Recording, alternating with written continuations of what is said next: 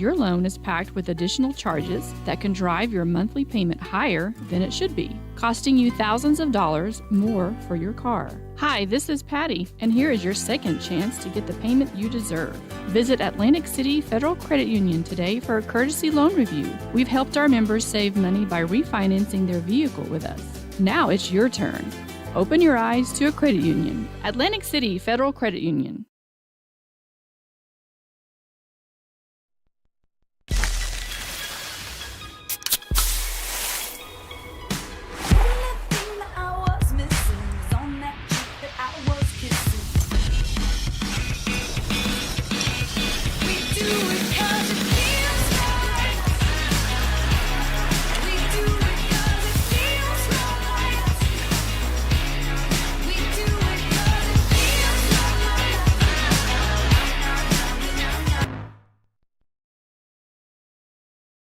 Community Health Centers of Central Wyoming has locations across Fremont County ready to serve you at Du Bois Medical Clinic, Riverton Community Health, and Lander Community Health Pediatrics. We accept all forms of insurance, including Medicaid and Medicare. Are you struggling to get medical care? Ask for their sliding fee scale. From family medicine to pediatrics, Community Health Centers are here to serve you. Call 307-463-7160 or visit chccw.org to schedule your appointment.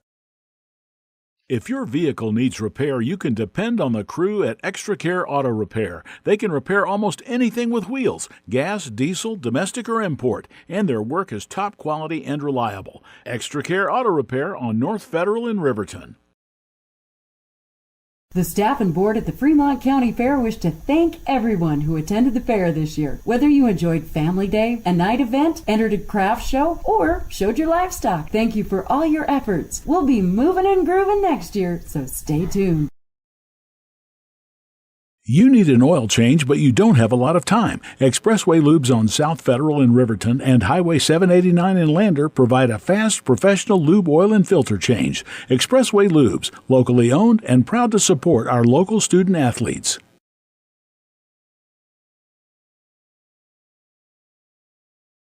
Papa Murphy's is proud to sponsor this week's Player of the Game. For a limited time, enjoy a Papa Murphy's barbecue chicken pizza made with KC Masterpiece barbecue sauce. After the game or any time, you can't beat the fresh ingredients and authentic flavor of a Papa Murphy's Take and Bake pizza. And you know it's baked right every time because you baked it yourself. Papa Murphy's on North Federal in Riverton. Drop in or order online at papamurphys.com. Go Wolverines!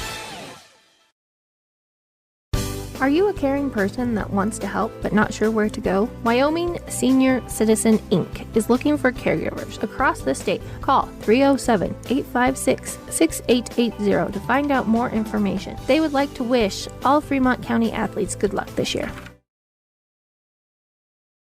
At some point, everyone is a pedestrian. When you're driving, yield to pedestrians. Wear light clothing. Walk on a pathway instead of the road. Look out for pedestrians. Avoid distractions like your phone. Look out for pedestrians, they're everywhere. We are the Wyoming Indian Lady Chiefs. We need you in our stand.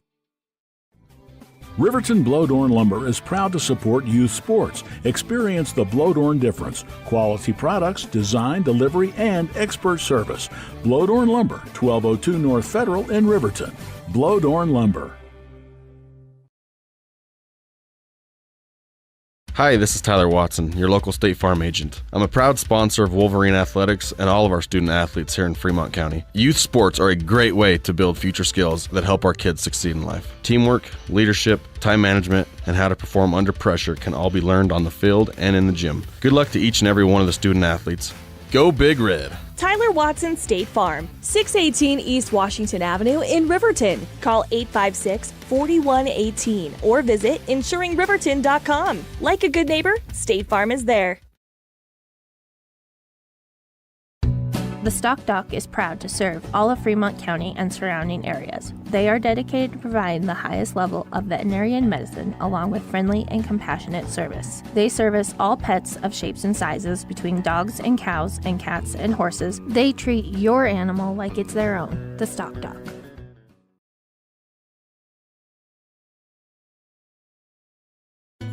Let's go, all Fremont County athletes. I, Matt Gordon from Fremont Chevy, would like to wish all teams this year good luck and bring back some championships to this county. If you need a new ride to get to and from those away games, stop down at 1401 North Federal Boulevard or call 307-851-3797 and let me help you get to the games. Your sales professional, Matt Gordon. Wind River Family and Community Healthcare has clinics located in Arapahoe, Ethity, and Riverton.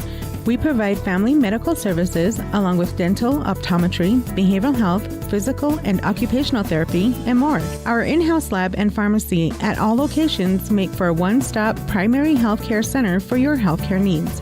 Wind River Family and Community Healthcare. Get your popcorn ready because you're tuned in to another edition of WYO Today's live broadcast of your Riverton Wolverines football team right here on YouTube and 93.9 KTAK. Home of all Wolverine athletics. And now, here's your broadcast team for the 2023 Wolverines, Cody and Baylor Beers. Hey, welcome.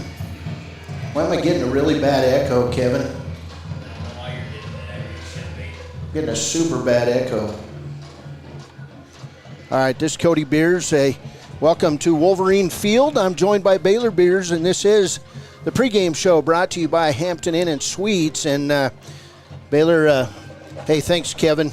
Kevin Shields, the GM up here doing some technical work. Cody Beers and Baylor Beers here on a Friday night at Wolverine Field. And, Baylor, it's pretty cool to have you sitting here beside me.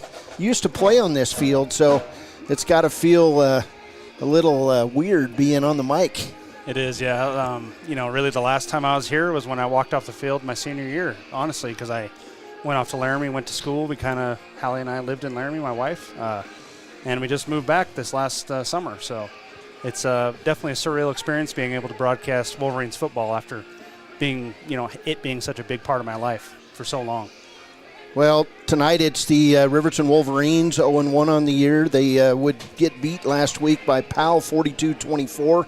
Tonight they'll take on the number 1 Cody Bronx here at Wolverine Field.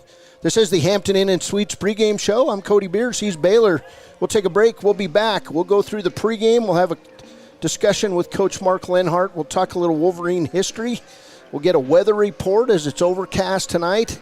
But it's a beautiful night for football, so I hope you're planning to come out here on the night where we put Ron Porter in the Riverton High School Hall of Fame. It's going to be an exciting halftime.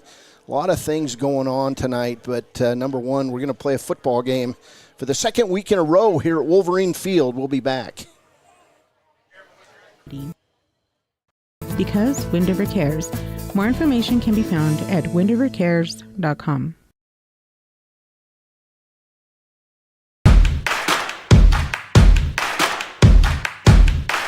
Midway is at an all-out clear-out for the new 2022 campers with the best price guarantee. Midway has financing with no money down, no payments for the rest of the year. Low interest rates on sweet fifth wheel. Dealer incentives up to $25,000 on toy haulers. Top dollar on trade-ins and door-to-door delivery. It's Midway's all-out clear-out. MidwayCampers.com. Midway, when you expect the best. Enjoy fresh-made pizza, pasta, calzones, and subs at Peretz, 519 West Main in Riverton. Open for lunch and dinner Monday through Friday. Welcome back to the pregame show brought to you by Hampton Inn and Suites. Cody Beers, Baylor Beers here. And Baylor, hey, it's overcast tonight. What are we seeing weather-wise as we go into this ball game? 7 o'clock kickoff here at Wolverine Field. Well, I tell you what, even though it's overcast, it is a beautiful night out here. Kind of all day it was in the upper 80s. And luckily, going towards kick, we'll trend kind of towards the upper 70s, but the cloud cover will definitely help with that heat factor. Kind of towards the end of the game, we'll kind of dip into the low 70s, upper 60s. The biggest story tonight, we have quite a bit of wind, currently about 10 miles per hour with about 20-mile-an-hour gusts, and it's coming pretty much directly out of the west. So that's going to be basically, if you're sitting in the main stands underneath the press box, kind of coming behind you over across the field. And then also, obviously, if you look around, and for those who aren't here, we have a lot of clouds and a lot of storms kind of skirting the Riverton area, so we definitely could possibly see some rain. So it's kind of maybe a little bit of everything tonight. Yeah, it could be kind of fun if we get some showers later on. The ambulance pulling in down there. It's good to see some health care moving in, and the crowd's starting to file in. The band's getting set up, and they're set up on a different end of the stands this year. So we're ready for some football. Riverton going to play without a couple starters tonight. Derek DeVries will not play tonight, and in his place it'll be Blake Gantenbein at quarterback, and then we've got a change on the line tonight. Yeah, let's see, who was it? Prosser was hurt, I believe. Hurt a shoulder the other day in practice, and so the new starter will be Caden Liebert for defensive end. Yeah, Liebrecht, the big sophomore, 6'5", 180-pounder. Mm-hmm. This is the pregame show. We'll keep talking. We'll be back with a history piece. We'll talk about the Wyoming Cowboys kickoff tomorrow at 5:30, and then we'll get right into Wolverine football. This is the pregame show brought to you by the Hampton Inn & Suites on KTAK 93.9, and we're streaming at WYO Today on YouTube. 557-7306 to order for pickup or delivery with DoorDash. Peretz. I spend a lot of time driving in Wyoming, and if there's a common theme is that our roads are long and the towns are far apart. Most Wyomingites buckle their seatbelts, but still 20% do not.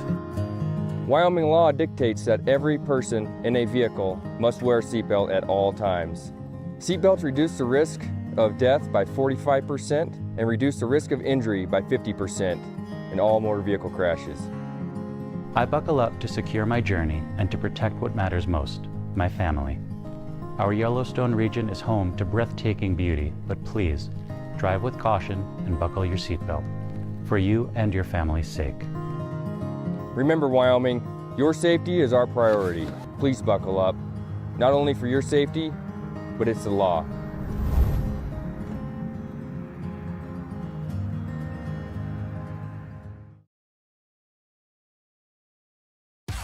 Want access to local news, sports, events, and more? Download the WYO Today app. Now available on all platforms. Stream your favorite radio station, submit something to buy, sell, or trade for deals on the dial, or view contests and special coupons.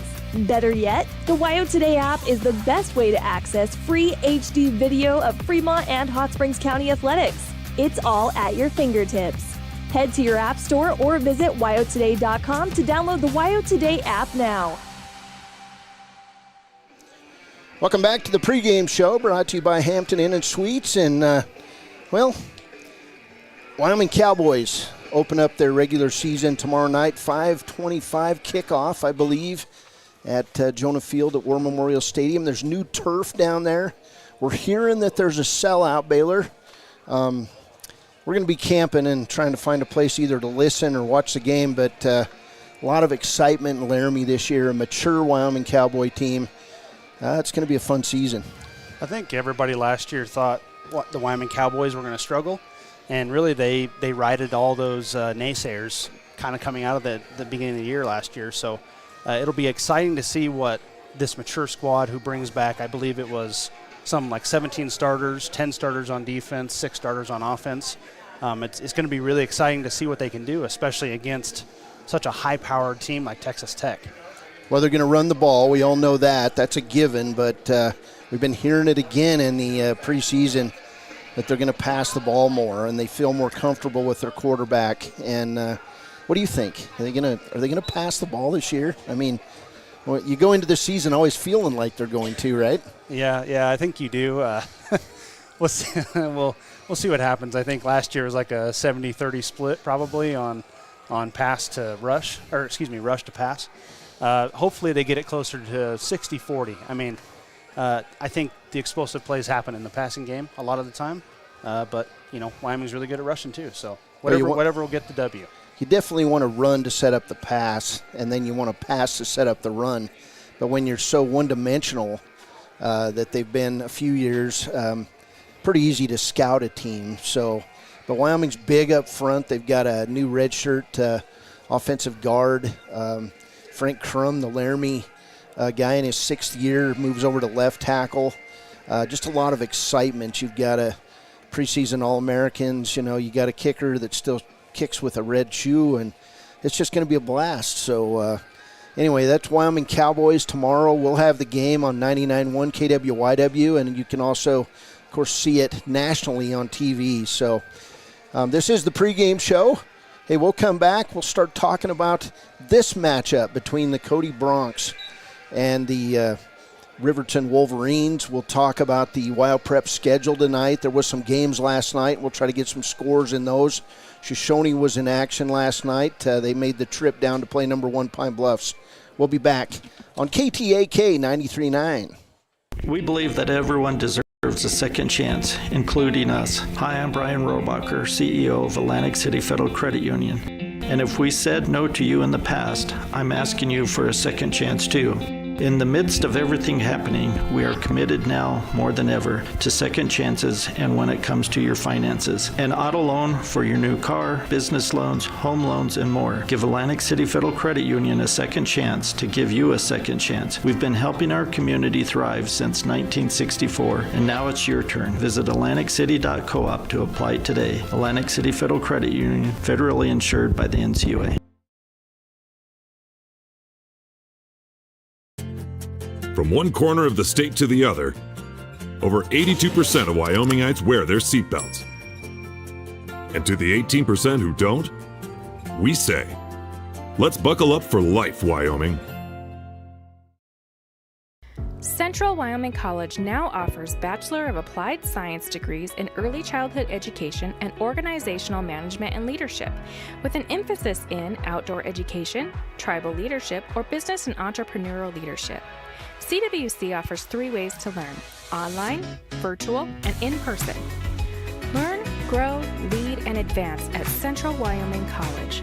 CWC is leading the way with expanded programs in the Bachelor of Applied Science degrees.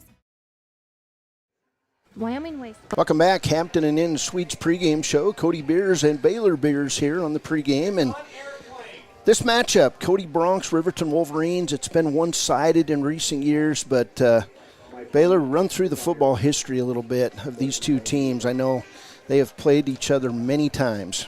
Yeah, so tonight's matchup will be the 79th in a classical series. Cody has the edge on us. They have 43 wins, 33 losses, and 2 ties. Cody has the upper hand on us in the playoffs. They have a 4-2 record against us in the playoffs. The last 2 matchups going back to 2020, Cody 44, Riverton 23. Cody 57, Riverton 10 in 2021, and in 2022, Cody 59, Riverton 0. All right, there's your matchups. Not a lot of scoring Riverton-wise. That Riverton team back to the PAL game, Baylor, from last week. You might go over some stats. Riverton was in that game. They had a turnover. They got stopped on a drive. That very well could have went the other way on the right night. Yeah, absolutely. I mean, I think Powell started out quick, and Riverton was able to stabilize and definitely gave Powell a run for their money. Running through some of the stats for Riverton passing, we were 31 of 43, 356 yards and 3 touchdowns. Derek DeVries had 28 completions out of 38 attempts, 298 yards and 3 of those touchdowns. For individual receivings, a couple big nights. Nick McIntosh had 10 receptions for 157 yards and 2 touchdowns. Ty Sheets had 12 receptions for 124 yards. And Jordan May had 4 receptions for 44 yards and a touchdown. Going on to the rushing, we had 20 attempts for 23 yards, and Jordan May had 10 of those rushes for 22 yards. All right, that's a look back. We'll be back with the coin flip after a break. This is Riverton Wolverine football on KTAK 93.9. Sports teams dismiss their opponents like Wyoming Waste dismisses your trash. They offer services from roll-off cans, commercial, and residential garbage. Wyoming Waste services Fremont County, Hot Springs County, Washakie County. They are open Monday through Friday from 8 a.m. to 5 p.m. Please call 307-856-5354 or stop down at the Riverton office, 730 South Broadway. Wyoming Waste wants to wish everyone in Fremont County good luck in their sports this year. Welcome back as the captains get ready to go toward the center of the field. And who do we got for Riverton captains out there, Baylor? Well, it looks like on the far left we got number 1, Derek DeVries. Let me zoom in on him. 2 men show up here, so might be a little unpolished. Next to him on the right, you got number 2, Ty Sheets. Next to him, number 3, Dylan Jevney, I believe. And then on the far right, number 23, Jordan May. Sorry about that. Number 3 is actually Nick McIntosh. Got a clerical error on the Wolverines roster.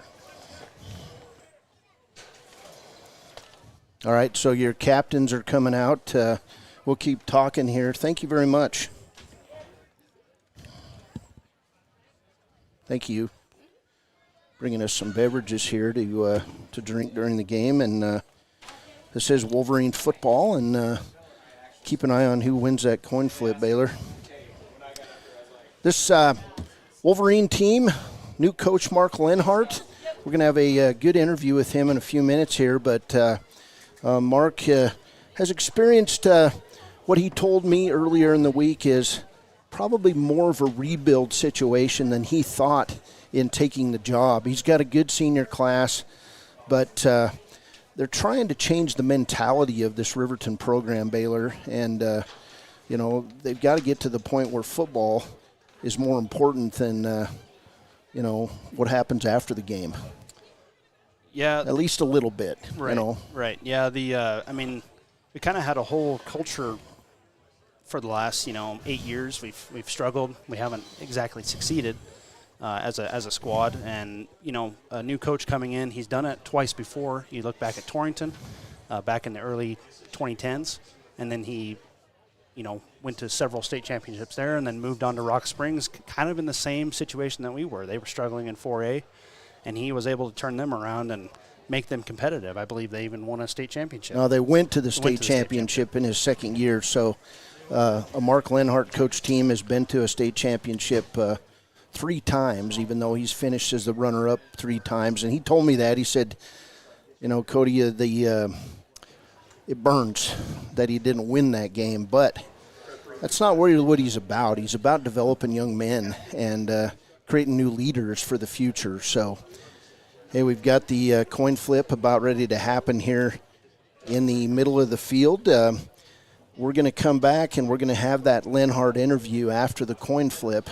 This is the pregame show, and they're getting ready maybe to toss it. They did just toss the coin, so. It sounds like it was tails.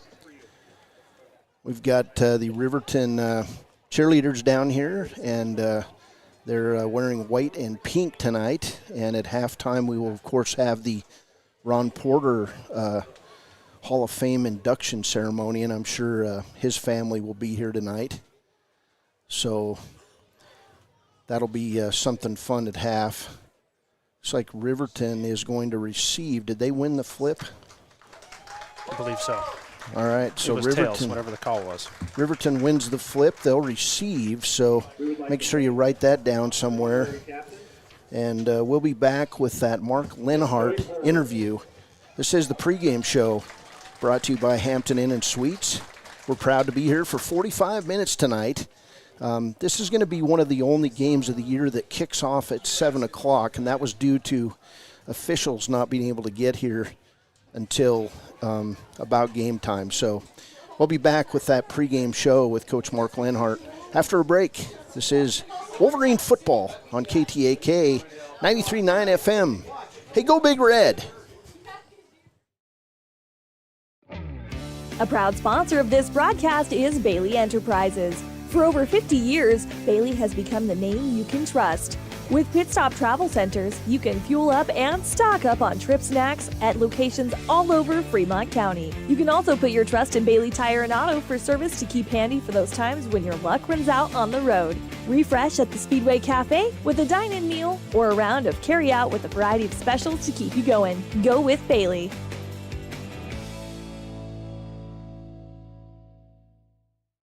The choice is yours. Sutherland's Friends of the Family Plus Consumer Credit Card lets you choose from 5% off instantly at the register or special financing on qualifying purchases. That means no forms, no waiting, no rebates. You can choose 5% off instantly with your Sutherland's credit card. Got a big project? Choose special financing. The choice is yours with Sutherland's Friends of the Family Plus Consumer Credit Card. Subject to credit approval. Minimum monthly payment required. See store for details. Only at Sutherland's.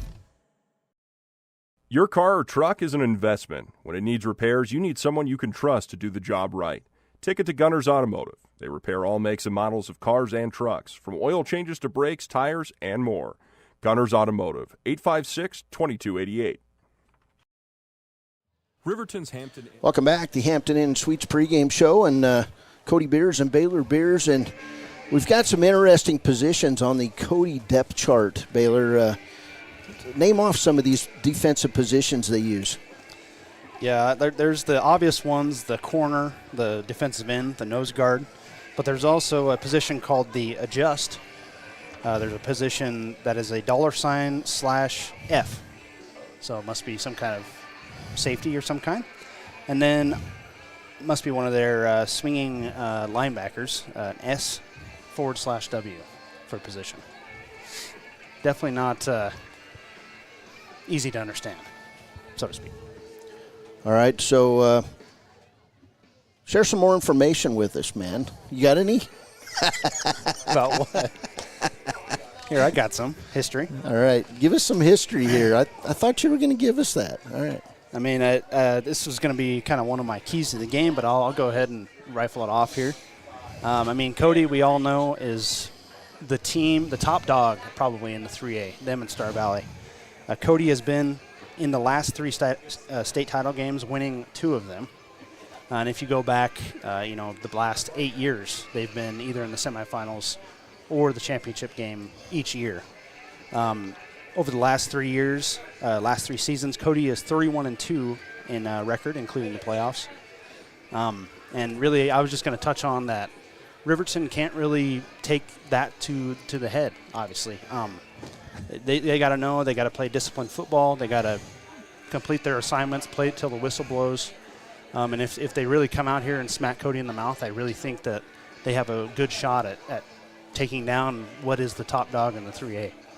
All right, so we're going to go to our pregame conversation with Riverton coach Mark Linhart here on the pregame show brought to you by Hampton Inn and Suites.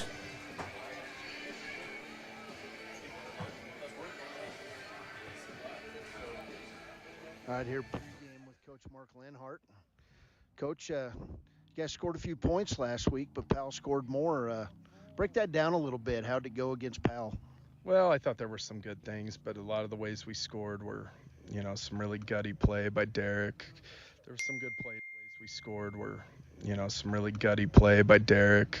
There was some good play design that we got guys open, but for the most part, we threw screens, a lot of smoke and mirrors. I think we only rushed for 30 yards or something like that. So we're going to have to run the ball much better moving forward to give ourselves a chance, because now some of that stuff's out on tape and people will be able to prepare for it. And so it's going to be one of those where we just got to show up and just find a way to be more physical and keep working on our run game. Cody Bronx, good ball club. They got a program going up there. They're fast. They're not huge, but they're just fast everywhere. Yeah, no, I think anytime speed kills and they're running the right stuff for it, they run no huddle offense. They'll probably get every play off in about 12 seconds. So we've worked this week 2 huddles coming at our defense, but it limits you a little bit. There's only so much you can do, and our kids aren't ready for it. And we're playing so many guys both ways. I just hope we don't get wore down. But everybody's got to play against it. And I say this, if you want to try and stop a no-huddle offense, you need to get them to go 3 and out, and then control the game yourself with your own tempo. But hopefully we can find a way to do that, because from the team I saw on tape, I know they're maybe not quite as good as they were last year, but they're still pretty damn good. Kids buying into what you're telling them so far? I think so. I think, we've had to have some real heart-to-heart talks about what it's like to practice and physical play, and I think we're getting exposed for some of our sins maybe where in the past where, we've got to get a weight program going 7 through 12 with our kids buying into year-round weight commitment. Ross and Paige do a great job up here, but there's only so much they can do. We have to get all our kids in weights classes. These kids have to want to be committed, and so I think more than anything, that's just going to be a situation where, we'll get better as time goes on, but it's going to be a little bit until we physically can get to where we're at. Health-wise, I know first play of the game, Derek turns an ankle. He gutted it out, played the game, and he's off this week, I guess. Yeah, no, we're going to have to sit Derek out. I mean, it's one of those where I think he played through it a little bit on adrenaline, but he's got a pretty good foot sprain, and he's going to be a week-to-week deal from here on out. These preseason games, you want to win them, but ultimately we want to be healthy come league play, and so Derek's a hell of a player, and it's a sad deal because he really played well and threw the ball great, and him, Ty, and Nick had whale of a game. So hopefully we can get him back as soon as possible, but we'll see where we're at. But this week, Blake will take the reins, and Blake got some time last week, and he played some last year, and Blake's a gamer. I have full confidence in him. It's just he hasn't been, he's been learning other positions all summer, and so we're trying to get caught up with a lot of things in a very short amount of time. So who backs up Blake Ganbine? We don't have one, so he better stay in there. I know Jackson Larson's played it, but we don't have time to give two guys reps, in a 4-day week. I mean, if that happens, then we're going to be in trouble. There's no doubt about it. So hopefully we can find a way to keep Blake healthy, and he's going to play defense too. So it is what it is. Derek might be an emergency situation, but we're going to wait and see exactly where that comes. You got, as you said, two special receivers. 26 to 29 completions were from those two guys, and so they're going to do things in your offense to make things work. Yeah, I mean, our job is to try and get the ball to our best players, and Nick and Ty are definitely two of those guys. I thought Jordan May had a nice game catching the ball, caught a couple screens, and caught a touchdown, and Saltzgaver ended up giving us a couple big plays as well, and so hopefully we can continue to spread the ball around. But the real key to our success as we move forward is we got to be able to run the football a little bit better to create some balance in our offense. You got Jordan May running the ball. Who else is going to run the ball for you? Talon Tolman will run it. We ran Blake quite a bit last week. He was supposed to kind of be our backup tailback, but now Talon's been forced into a little bit more of a role here, and so he'll spell Jordan a little bit here and there. But young kid coming up through, Hunter Saltzgaver, showing some really good things in JV games. We didn't even know if he was going to end up playing. He kicked a field goal last week, kicked one in the JV game, and he's showing the real ability to be able to play, and we really like his speed. So I think he's going to end up, as the season moves on, being a bigger part of what we do. How'd you like your line play after week one? How'd you grade out? I mean, not very good, truthfully. I mean, quarterback got hit too much. We weren't physical in the run game. We didn't get much push. And that's disappointing because we averaged 235 pounds across the board. And, it's just one of those things where true. I mean, like I said in the postgame, we've got some guys who haven't touched weights much, and it shows when we play these big physical teams from the West. And so hopefully that's lessons that are learned for some of our guys who are seniors. It is what it is. They're not going to get much stronger here in the next 7 weeks, but for our younger O-linemen, hopefully we find a way to understand the importance of that weight room and need to live in there. And as a staff, we have a plan for that and excited to get that working in the off season. But for right now, our goal is to try and keep these guys as healthy as we can and just improving and get our technique better. They're going to the right guys for the most part. We get beat because we don't get our head on the right side, or we get beat because we're not taking a good first step. And so these are a lot of technical little things that hopefully improve as the season goes on. I think we have a chance to be okay running the football, but it's going to be one of those situations where we just got to keep improving. You looked at what happened last week around the state. I know you guys probably watch a little bit what's going on. What are you seeing? I mean, Cody was all over Lander. Did you watch that tape? What'd you see? Yeah, I did. I mean, truthfully, Lander's so far away. Right now we're just kind of focused on Cody. I think a lot of people want to watch scores, and the reality is in the PAL game, we drop a touchdown and then we botch a punt. which basically gives them one, and so, hey, we don't do those two things, we might have been right there at the end. So, I mean, there's a lot of things that factor into that. So hopefully we just keep improving and getting better. And I'm really excited to coach these group boys. I saw some real growth with their attitude and practice this week. And, I think maybe there's a little hope that we can win a few games this year, but we got to stay healthy. And, being down a couple starters already after week 1, that's not a good thing. Good to see you end here positively. Can you smile a little bit? That's what everybody says. You need to smile more. But no, you get into a different mode when it's football season, and, we're all different humans. Some guys, I told the staff, be yourself. Some guys are like that. I'm always, kind of the, what do we got to do to get better? Always constantly thinking. But you're right.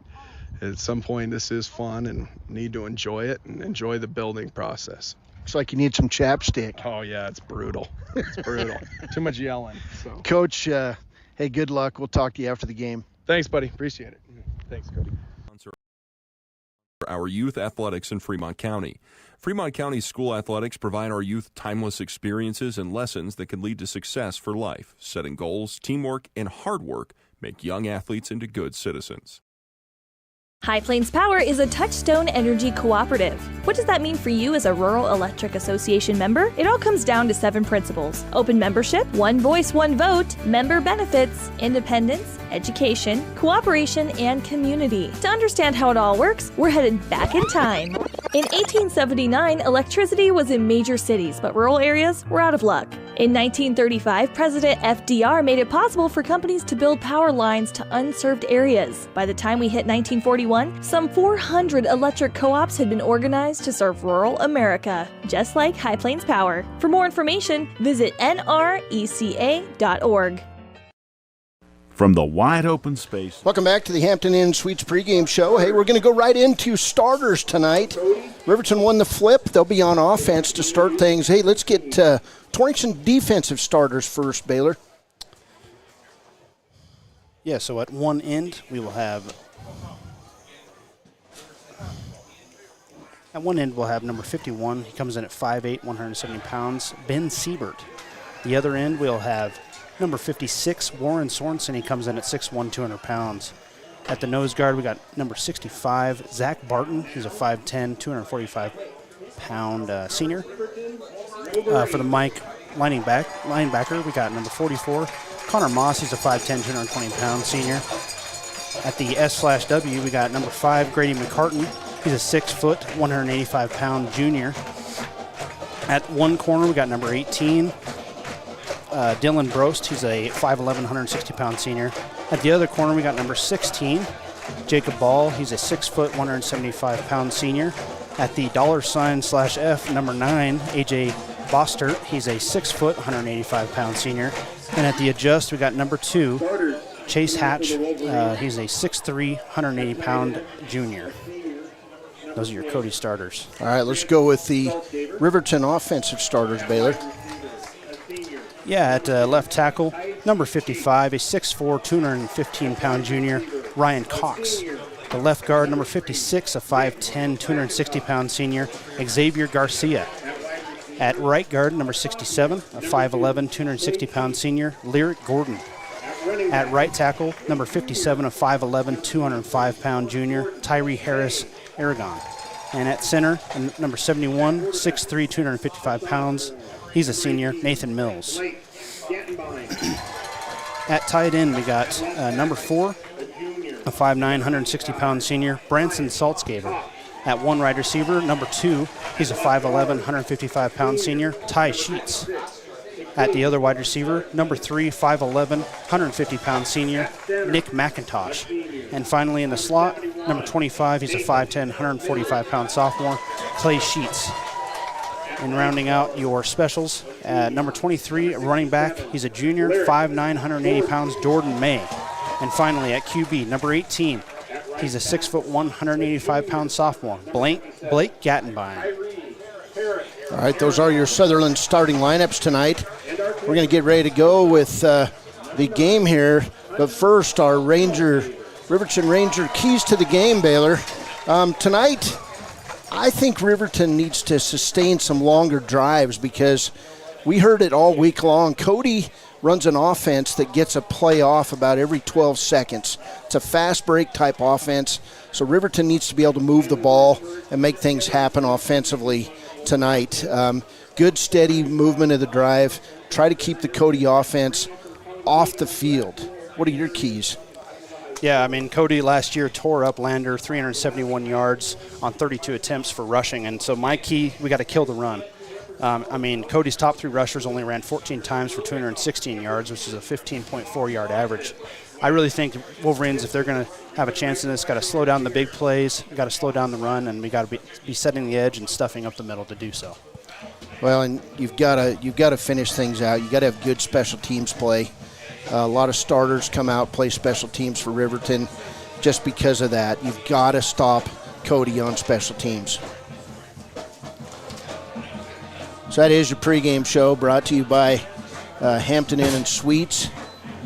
We're going to go get our scoreboard up and running, and we're about ready to go here at Wolverine Field as Cody getting ready to line it up against Riverton. Kicking for Cody. Kicking for Cody tonight, number 32. We've got I've got Trevor Spomer, a 5'10", 160-pound junior.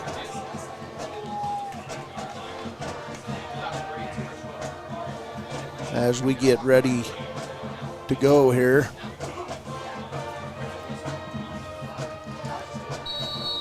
And we're about ready to go as Cody lines it up. Hey, we're underway. From Wolverine Field, it's a short kick down the right sidelines. Riverton picks it up at the 20, and there'll be a big host of tacklers as Riverton going to get decent field position. And with the ball that time was Ty. Must have been Ty Sheets. That was Ty Sheets. Ball was bouncing everywhere, and so Cody will come on offense. It'll be Riverton first and 10 at their own 22 as we get rolling here. Blake Gantenbein, the sophomore, getting his first start at quarterback for the Wolverines. Are we good? Yep. Yeah, we're good. So Blake steps under. Riverton in a full house backfield. There's a lineman in the backfield. Ryan Cox in motion. Gantenbein under center. They'll hand off left side to, and a decent gain on first down of about 3 yards.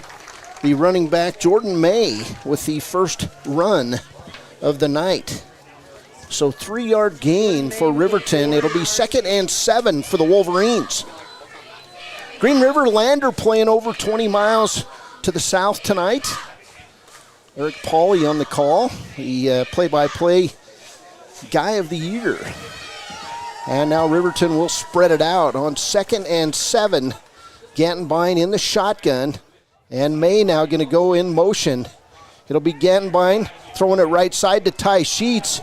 He'll make it out over the 30 to the 32, and the clock will stay running, and it'll be a gain of about 5 on the play.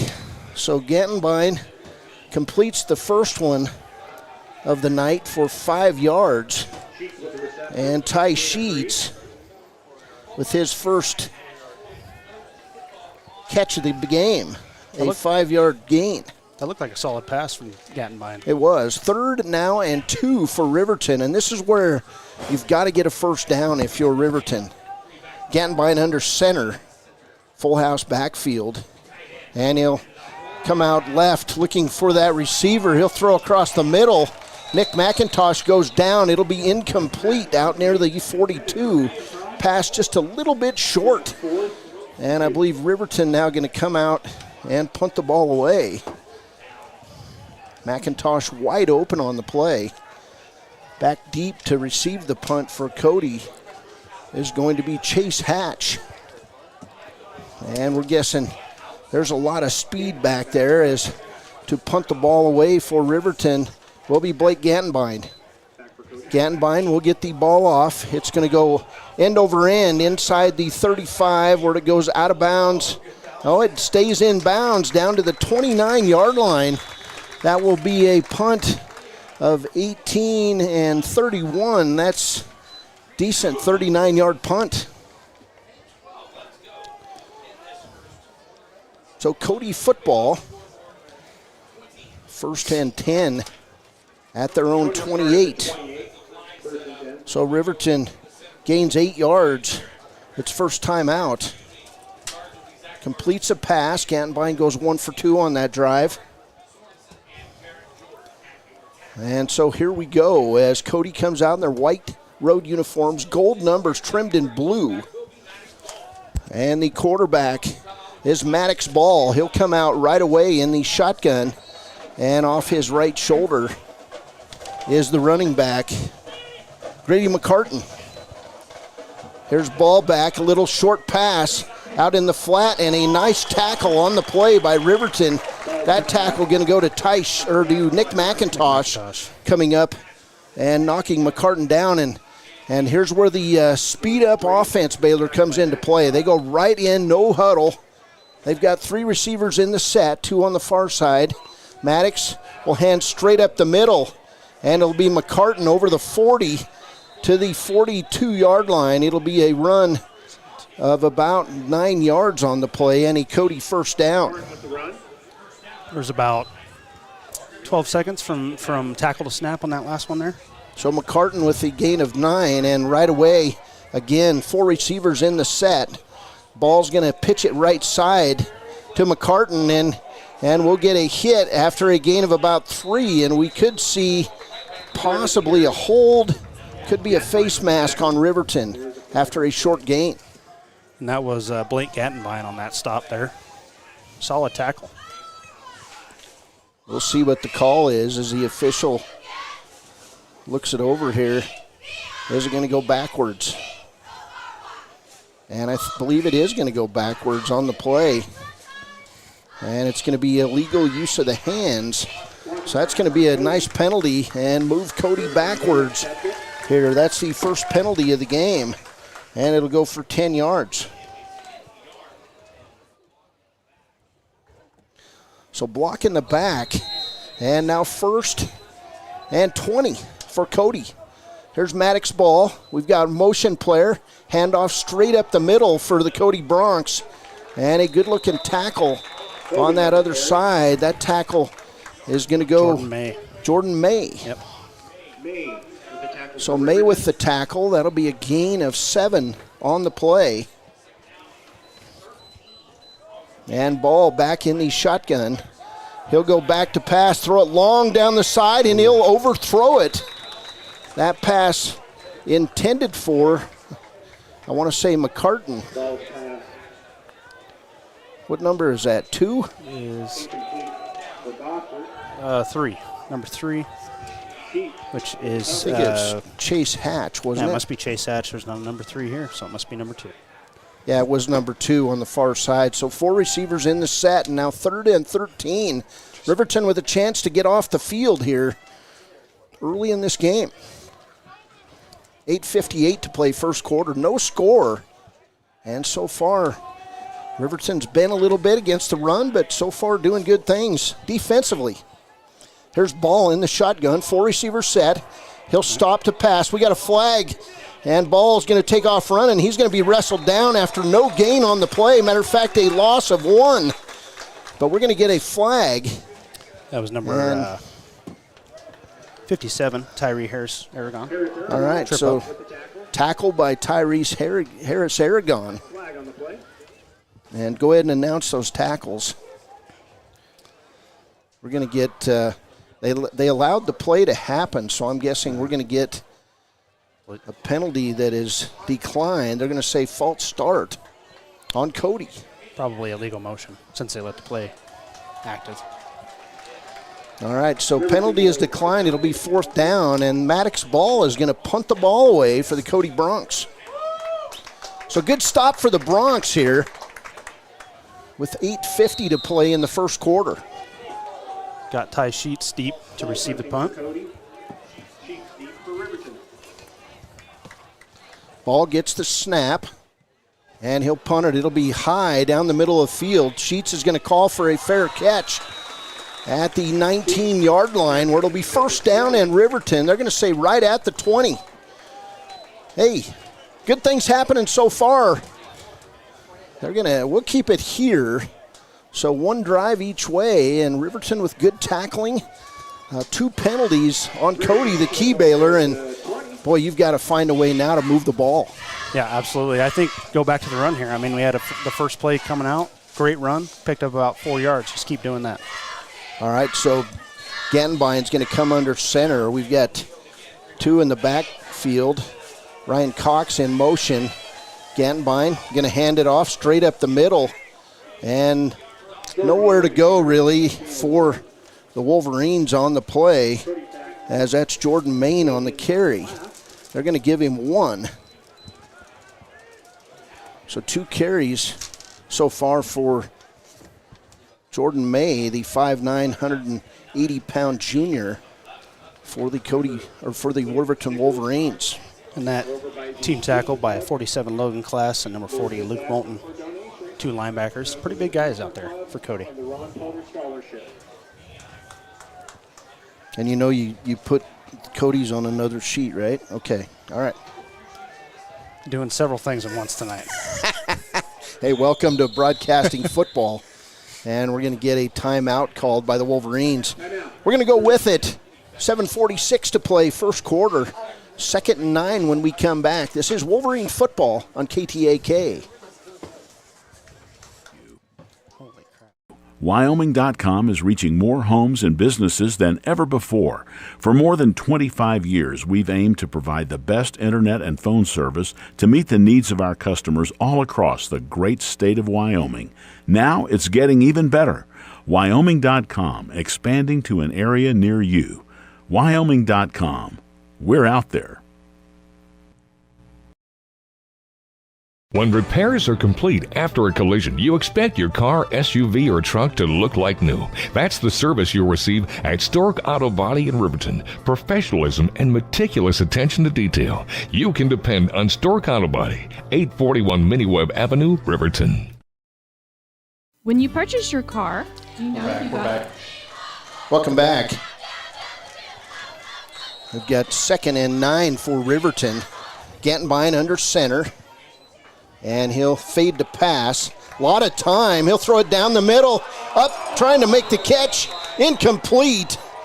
And Nick McIntosh went up. He was triple teamed on the play at about the 46-yard line. It was a good-looking pass, but maybe the ball held just a little bit too long. Yeah, Chase Hatch with that pass breakup for Cody. Just got his hand in there just in time. 3rd down and 9 for Riverton. And coming in to the game now on 3rd down is Clay Sheets, a 5'10", 145-pound sophomore wide receiver for Riverton. Gantenbein showing some good leadership here in his first career start as a sophomore. Gantenbein all by himself in the gun. McIntosh in motion. A lot of time for Gantenbein. He'll throw downfield. Ty Sheets will have the ball broken up on the play by number 20 of Cody. Good defense. Jerome Birdall for Cody had that pass breakup. Yeah, Beardall, the 5'11", 140-pound junior with the pass breakup. So Gantenbein going to drop back to punt. It'll be 4th and 9 at the 23-yard line. So Gantenbein will get off the low liner. It's going to bounce downfield and picked up on the play. And the return inside the 40 and now inside the 35 where he'll be tackled on the play. That tackle going to be made by number 58, Logan Bowden. I'm sorry, Travis Hurtado for the Wolverines. And Cody's going to have excellent field position on that return by Chase Hatch. Yeah, this will be where Riverton has to step up here. We got a short field. Cody's going to come out and just pound you right in the face. They got to step up. In the backfield with Maddox Ball is going to be Luke Moulton, 6', 190-pound junior. Moulton gets the ball. He's straight up the middle. He'll be tripped up on the play by number 12, Cameron Vincent. Don't believe that's right, but I think there was some number switching out here because there shouldn't be any freshmen playing for varsity in this game. We'll try to get that right here after a break. Maddox ball after the gain of 7. Handoff straight up the middle. Nothing fancy for the Broncs. And it'll be a first down to the 20, about the 21-yard line, where it will be 1st and 10 for Cody. They're right back in the shotgun, and Riverton's ready to go. Here's ball. He's going to throw it deep down the left side. And good job by Vincent on the coverage. He was all over the receiver on the play. That was Hatch. Nick McIntosh. Outstanding defense for the Wolverines. Yeah, great pass break up there. He was wide open in the end zone. He had to come across the field and bat that ball out of the way. McIntosh, one of the better athletes on this Wolverine team now, as Cody faces a 2nd and 9. Actually, it's 2nd and 10 after that pass. So ball in the shotgun. He'll pitch it left side, cutting back inside, back outside, down the sidelines, into the end zone is number 9 on the 21-yard run. It will be A.J. Bostert with the 21-yard touchdown for Cody. So A.J. Bostert just got outside the Riverton offense. And now the kick by the number, let's see, who is it? It's number 44. A.J. Bostert, 21-yard run. Connor Moss on the kick. Moss's PAT is good. 7-0 Cody. We'll take a break. This is Wolverine football on KTAK. The answer is probably no. Oftentimes, your loan is packed with additional charges that can drive your monthly payment higher than it should be, costing you thousands of dollars more for your car. Hi, this is Patty, and here is your second chance to get the payment you deserve. Visit Atlantic City Federal Credit Union today for a courtesy loan review. We've helped our members save money by refinancing their vehicle with us. Now it's your turn. Open your eyes to a credit union. Atlantic City Federal Credit Union.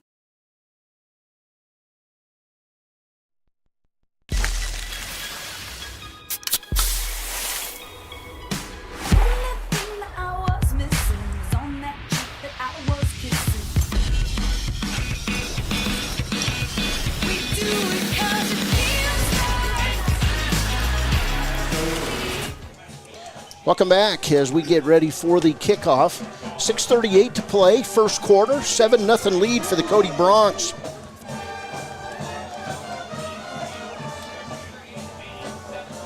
Moss had that PAT, and kicking it off, I believe, is Moss for the Cody Broncs. Back deep for Riverton.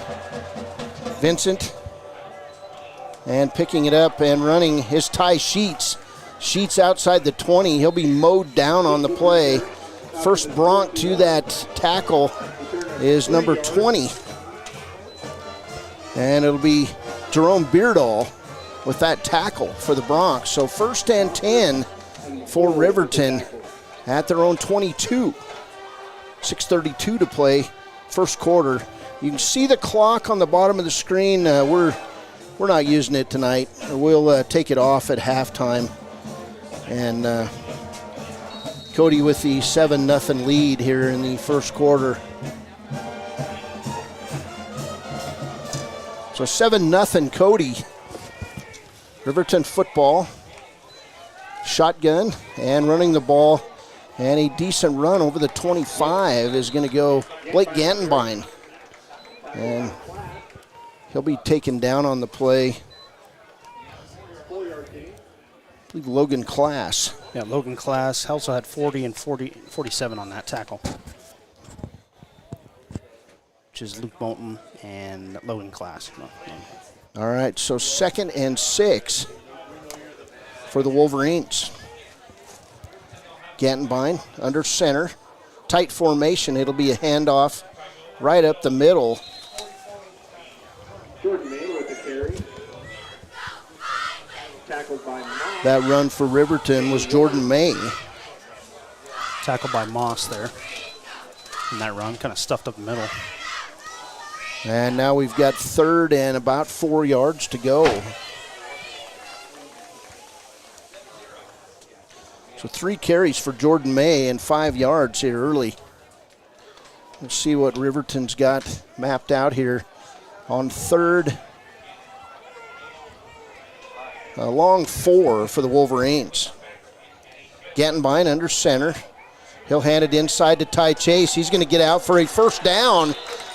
Ty Chase over the 35-yard line. Little trap play. And a first down for Riverton up to the 36-yard line. Chase Hatch on that tackle. So a gain of 7 for Ty Chase. A little bit of trickery there, handing it off to the right wing back. Yeah, a little bit of a trap play there. They thought maybe they'd pitch it back, but they handed it inside to Ty Chase, and that's just good offense right there. 1st and 10 for the Wolverines. You take what the defense will give you, especially when you're playing for a new coach. Here's Gantenbein in the gun. 2 receivers right. He'll run right. Give it to May. Good pitch. May's over the 40. Now over the 45. Good run for Jordan May, and he's going to get hit hard out of bounds. Jordan May gets up. He runs back on the field. And it's going to be a short 2nd and 1 after that 9-yard run by Jordan May. Chase Hatch again on that tackle. Really powerful run outside. He broke a tackle, was able to get about 4 more yards. Good-looking run and an option play, which we haven't seen in Riverton's arsenal in recent years. So you've got to vary it. You've got to keep Cody on their heels a little bit. And Riverton now on the verge of their 2nd straight first down. 4:23 to play first quarter. Gantenbein under center. In motion.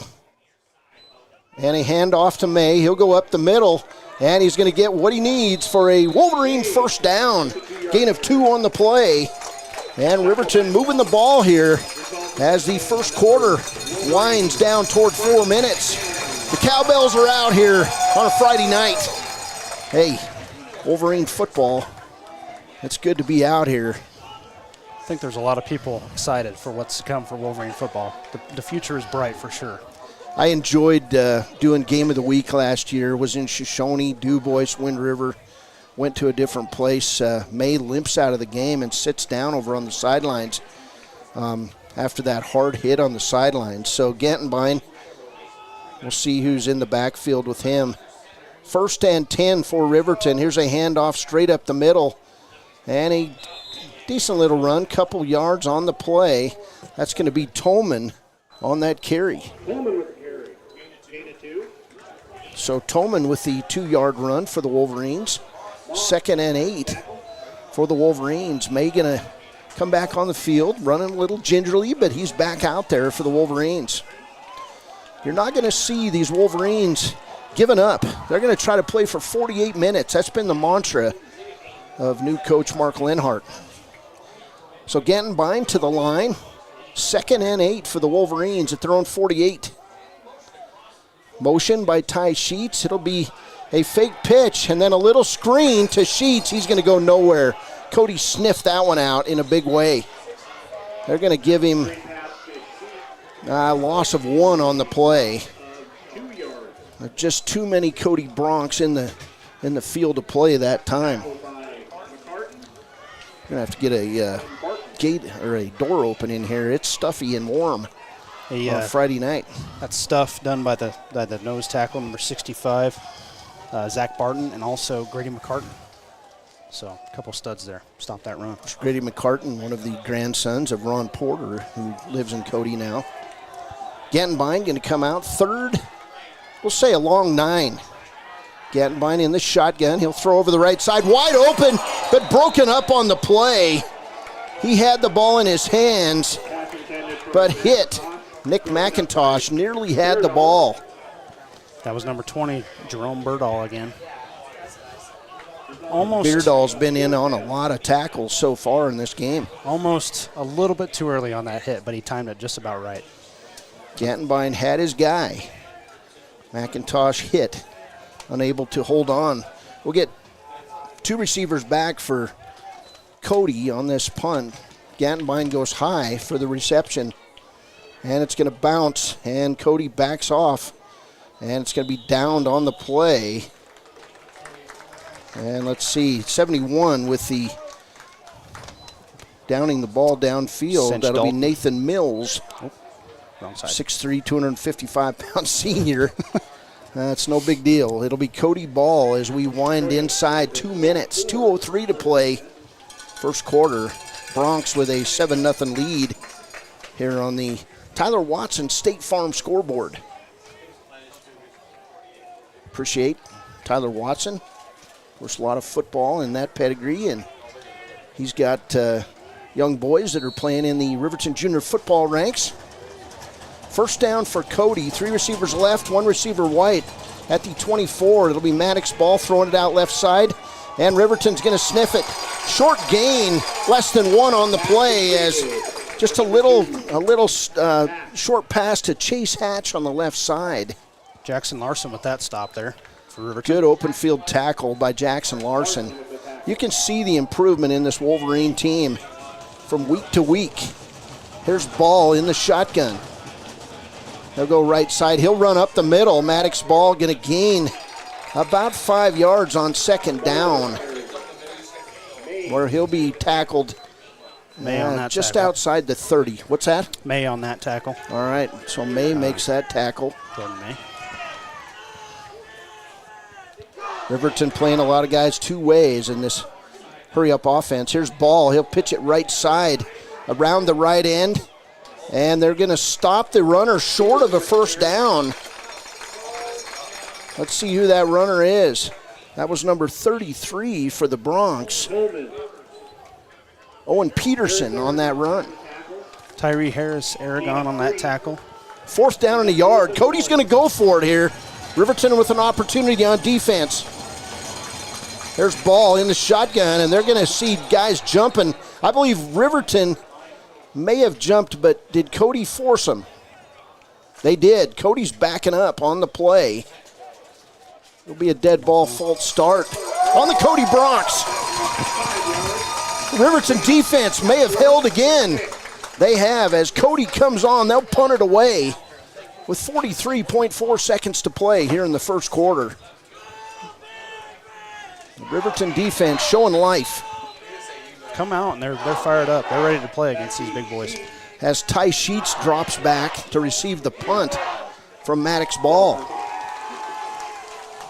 Clock running inside 30 seconds. Here's the punt from Maddox Ball. It'll bounce at about the 30-yard line, and it'll be downed on the play by Chase Hatch of Cody. Ty Sheets says, we'll take the ball at the 25, and we'll take a quick break. This is Wolverine football on KTAK.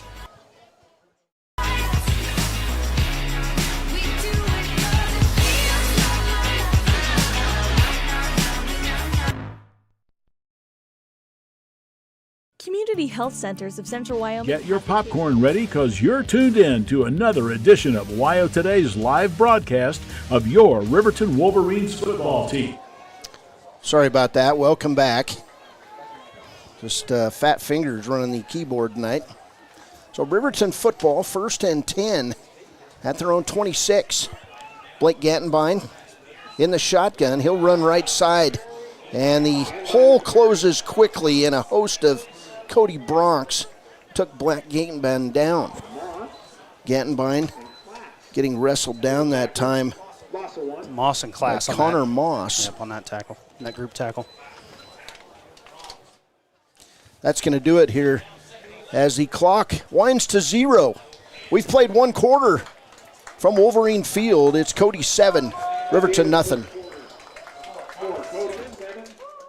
You at Du Bois Medical Clinic, Riverton Community Health, and Lander Community Health Pediatrics. We accept all forms of insurance, including Medicaid and Medicare. Are you struggling to get medical care? Ask for their sliding fee scale. From family medicine to pediatrics, community health centers are here to serve you. Call 307-463-7160 or visit chccw.org to schedule your appointment. If your vehicle needs repair, you can depend on the crew at Extra Care Auto Repair. They can repair almost anything with wheels, gas, diesel, domestic, or import, and their work is top quality and reliable. Extra Care Auto Repair on North Federal in Riverton. The staff and board at the Fremont County Fair wish to thank everyone who attended the fair this year. Whether you enjoyed Family Day, a night event, entered a craft show, or showed your livestock, thank you for all your efforts. We'll be moving and grooving next year, so stay tuned. You need an oil change, but you don't have a lot of time. Expressway Lubes on South Federal in Riverton and Highway 789 in Lander provide a fast... Welcome back. As we start the second quarter, 7-0 ball game as Blake Gantenbein out in the shotgun. 3 receivers left side after the motion. Gantenbein comes left side, hits Ty Sheets up near the 30-yard line. It's going to be right at the 29-yard line, so gain of about 3 on the play. It'll be 3rd and 7 for Riverton at their own 29. That was a great great catch by Ty Sheets. The ball was a little bit behind him. He reached out and got it. Was able to get some positive gain out of it. Last week, Nick McIntosh, Ty Sheets, Baylor. You would have liked to have had him on your fantasy football team because they put up big numbers. Yeah, especially PPR. I mean, 10 and 12 receptions. That'll win you any week at any time of the year. 3rd and 7 for Riverton. 2 receivers right, 2 receivers left. And now in motion, they're going to pass out of it. Here's Gantenbein. He'll look deep, throw it over the middle. Nick McIntosh with the acrobatic catch at the 44-yard line. 1st down, Riverton. What a play, what a catch. It's going to be a gain of about 14 yards. Actually, 13 yards on the play. 1st down, Riverton. What a catch by Nick McIntosh. I mean, fantastic catch. Way to hang on to that ball after getting smacked like that. Fantastic. Yeah, big hit by the Cody defender on that play. That was Chase Hatch. Chase Hatch. We're calling his number a lot. Yep. So 1st and 10 for Riverton at their own 43. Gantenbein under center. He'll fade to pass. Quickly he'll throw it, and the ball goes incomplete. That pass intended for number 84 on the play. Liebricht, the sophomore, getting his first action as a receiver. Caden Liebricht, 6'5", 185-pound sophomore. He'll come out of the ball game, and there was a blitz that time, and Gantenbein just did a great job just getting the ball off. So 2nd and 10 for Riverton in a 7-0 ball game. 11:18 to play, 1st half. Gantenbein in the shotgun. He'll drift left side. Quick hitter on the play is complete to Branson Saltzgaver on the play. That's going to be a gain of 3 yards, or it'll be 3rd and 7 for Riverton. That tackle by Trey Schroeder. Trey Schroeder, of course, the great left-handed pitcher for the Cody Cubs. His older brother, Jackson Schroeder, earned himself a baseball scholarship to Colby Community College in Colby, Kansas, but Jackson's going to have some shoulder surgery or elbow surgery. It's one of those two for the Cody Broncs. So 3rd and 7 for Riverton as Gantenbein in the shotgun. 2 receivers right, 2 receivers left. He'll look right, throw over the middle, wide open on the play, but the ball drifted a little bit.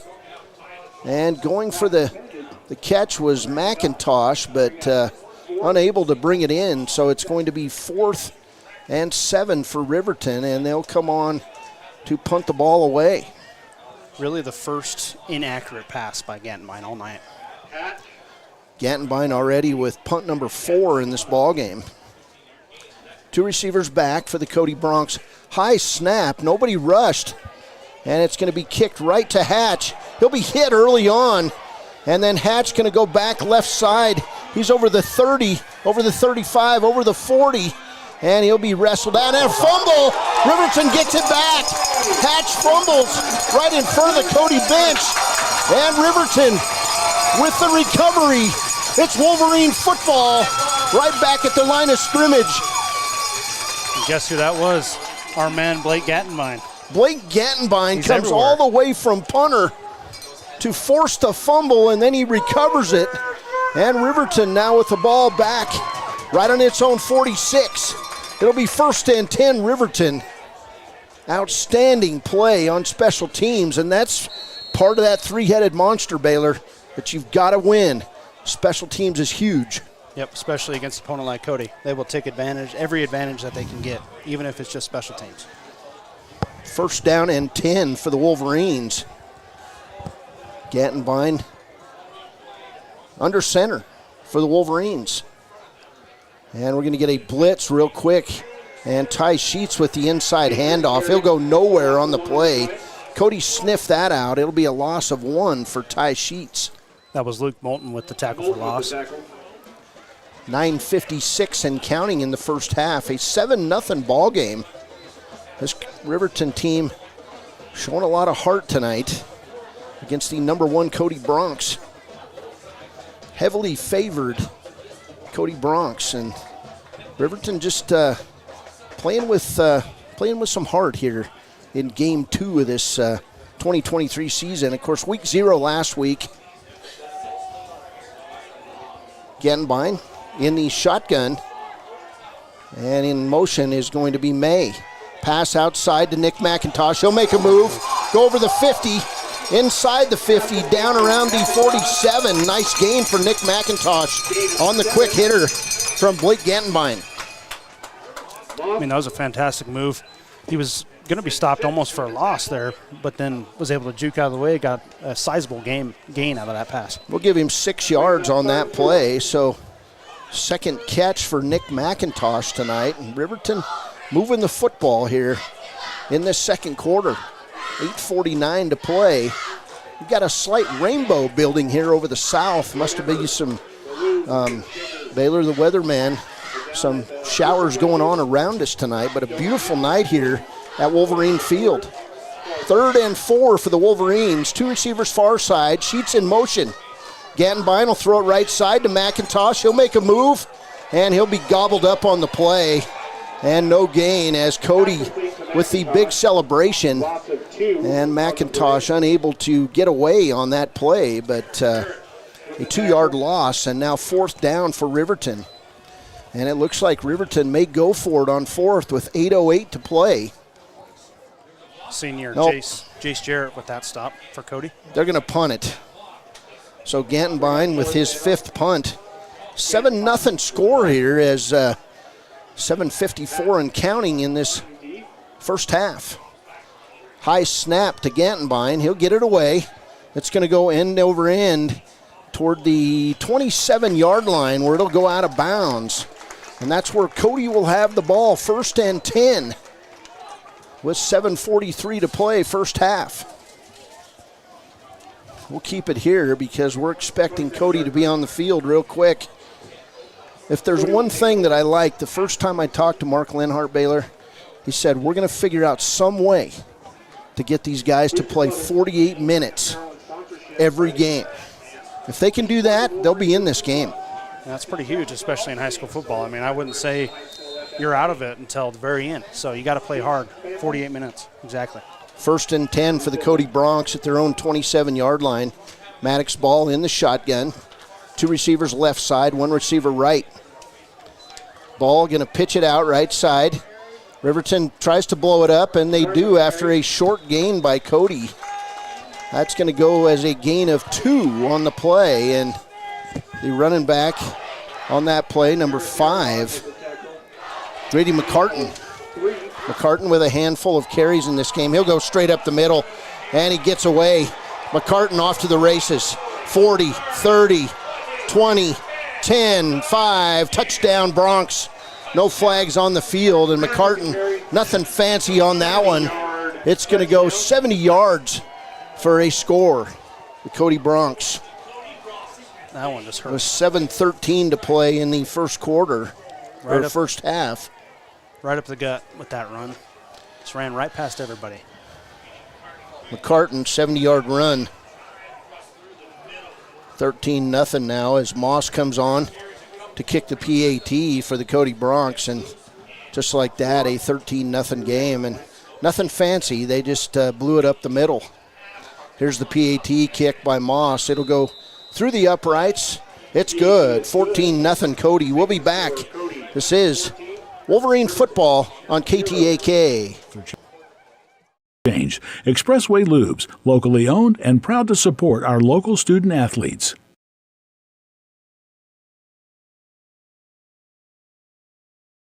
Papa Murphy's is proud to sponsor this week's Player of the Game. For a limited time, enjoy a Papa Murphy's barbecue chicken pizza made with KC Masterpiece barbecue sauce. After the game or anytime, you can't beat the fresh ingredients and authentic flavor of a Papa Murphy's Take and Bake pizza. And you know it's baked right every time because you baked it yourself. Papa Murphy's on North Federal in Riverton. Drop in or order online at papamurphys.com. Go Wolverines! Are you a caring person that wants to help but not sure where to go? Wyoming Senior Citizen Inc. is looking for caregivers across the state. Call 307-856-6880 to find out more information. They would like to wish all Fremont County athletes good luck this year.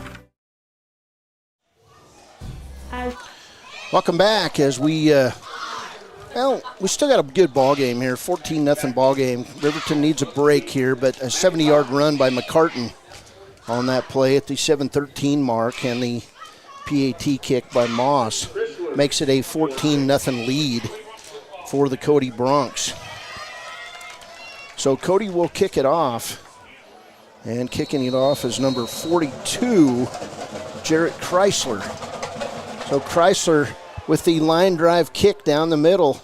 It'll be picked up by Nick McIntosh. He'll go right up the middle. Actually, that's Ty Sheets, where he'll be wrestled down at the 25-yard line. First and 10 for the Wolverines.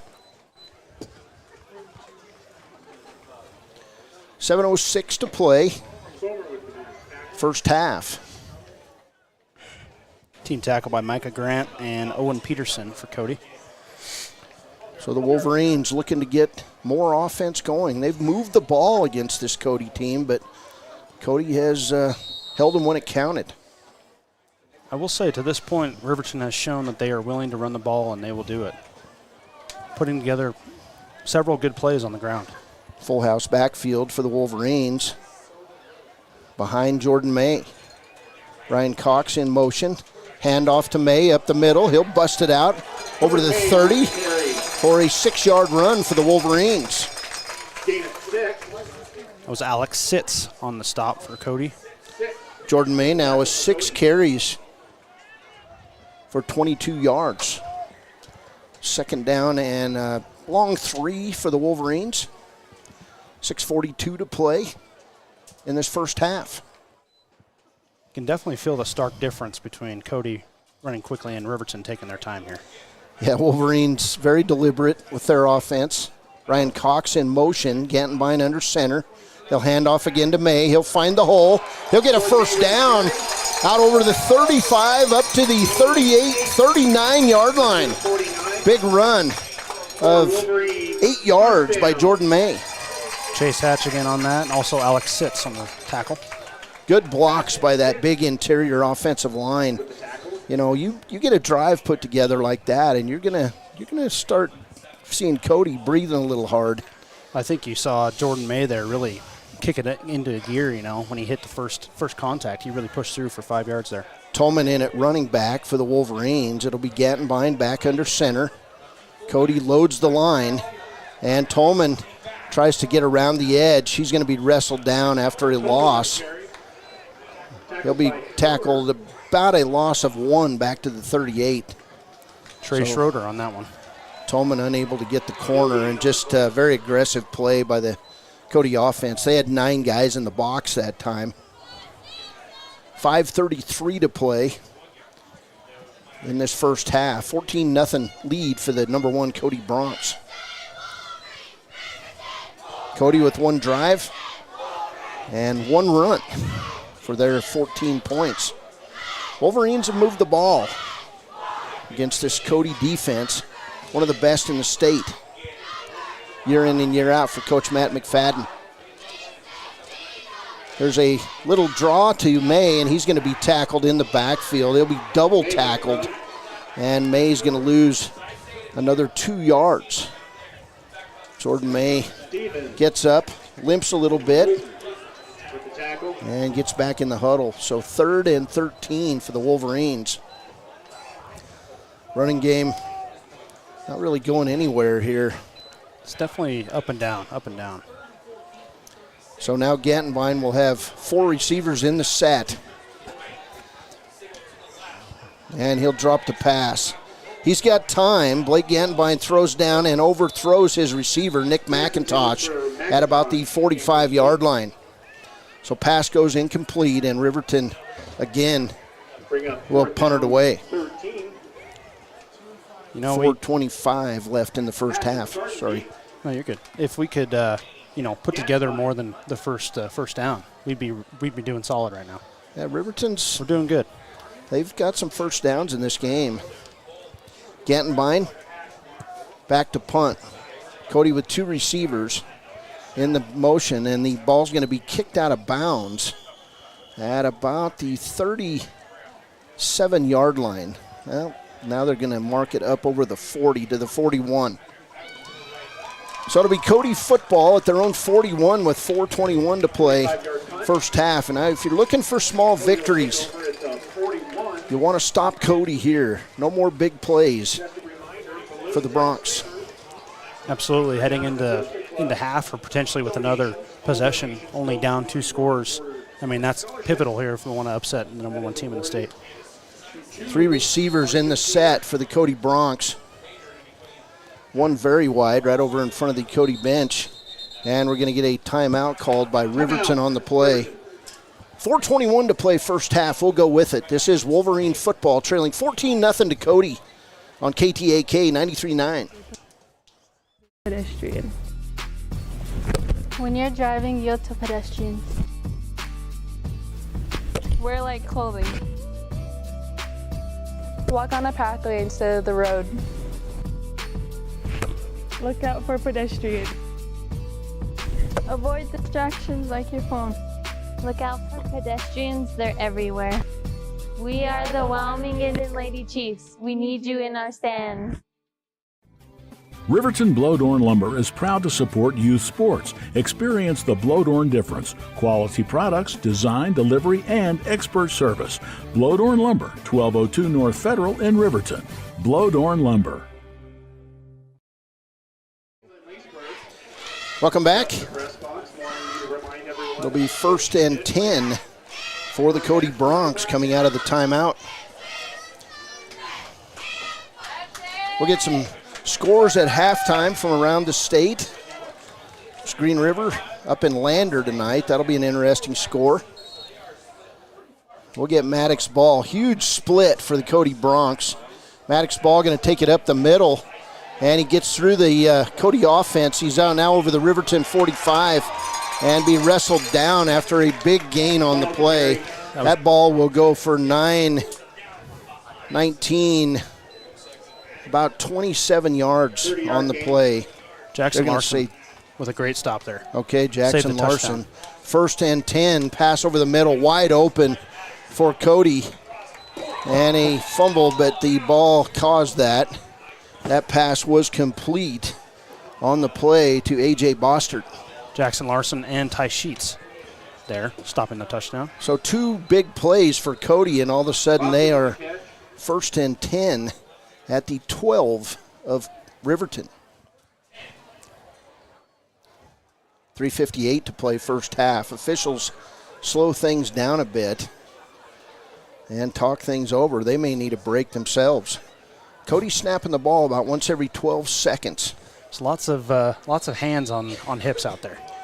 1st and 10 at the 13. There's a handoff straight up the middle, and down near the 5-yard line goes Cody. Moulton with the carry. May with the tackle. Jordan May there. I mean, he Luke carried Moulton. both the lineman and the running back. Yeah, Luke Moulton, and now we'll get Cody Broncs, I believe, jumping on the play. It could have been Riverton offsides, however. Dead ball. Nope, it's going to be a false start on the Cody Bronx. Looked like it was on that left end wide receiver, number 16, Jacob Ball. He jumped a little early. So that'll give Riverton a bit of a break. About 12 more seconds as Cody lines up right away. Ball in the shotgun. He'll hand off up the middle.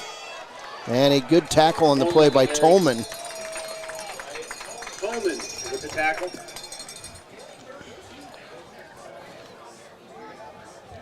That run for Cody, Trevor Spomer.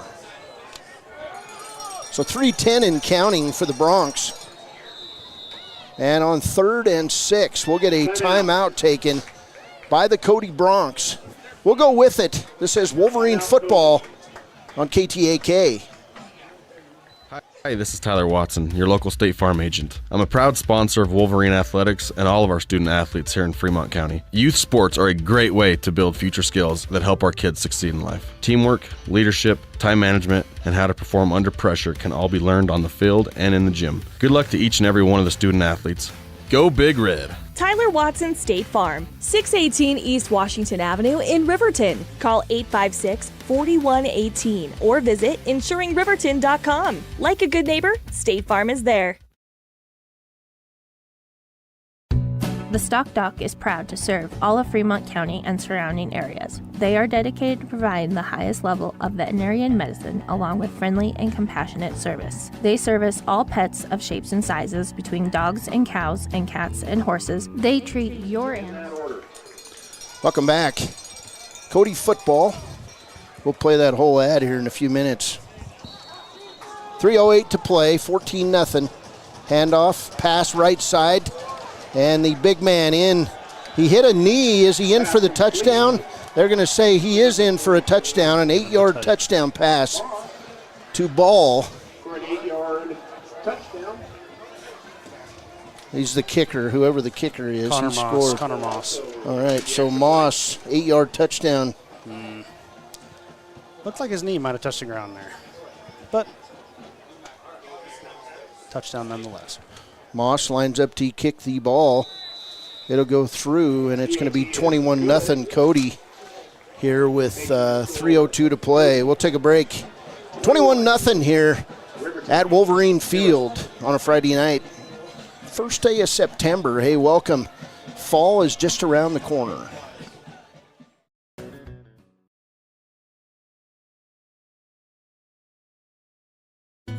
Let's go, all Fremont County athletes. I, Matt Gordon from Fremont Chevy, would like to wish all teams this year good luck and bring back some championships to this county. If you need a new ride to get to and from those away games, stop down at 1401 North Federal Boulevard or call 307-851-3797 and let me help you get to the games. Your sales professional, Matt Gordon.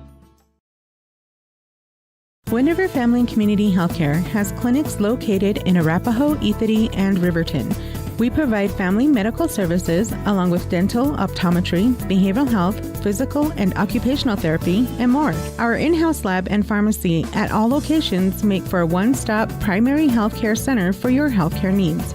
Wind River Family and Community Healthcare is striving for a stronger, healthier community because Wind River cares. More information can be found at Wind River Cares. Welcome back as Cody gets ready to kick the ball off. 3:02 to play, 21-0 ball game in the second quarter. Like to see Riverton get something going. Here's Ty Sheets out over the 20, where he'll be gang tackled somewhere around the 24-yard line. Looks like Connor Hatch on that, or Chase Hatch on that again. Chase Hatch, one of those players that you'd love to have on your team. A do-it-all kind of man.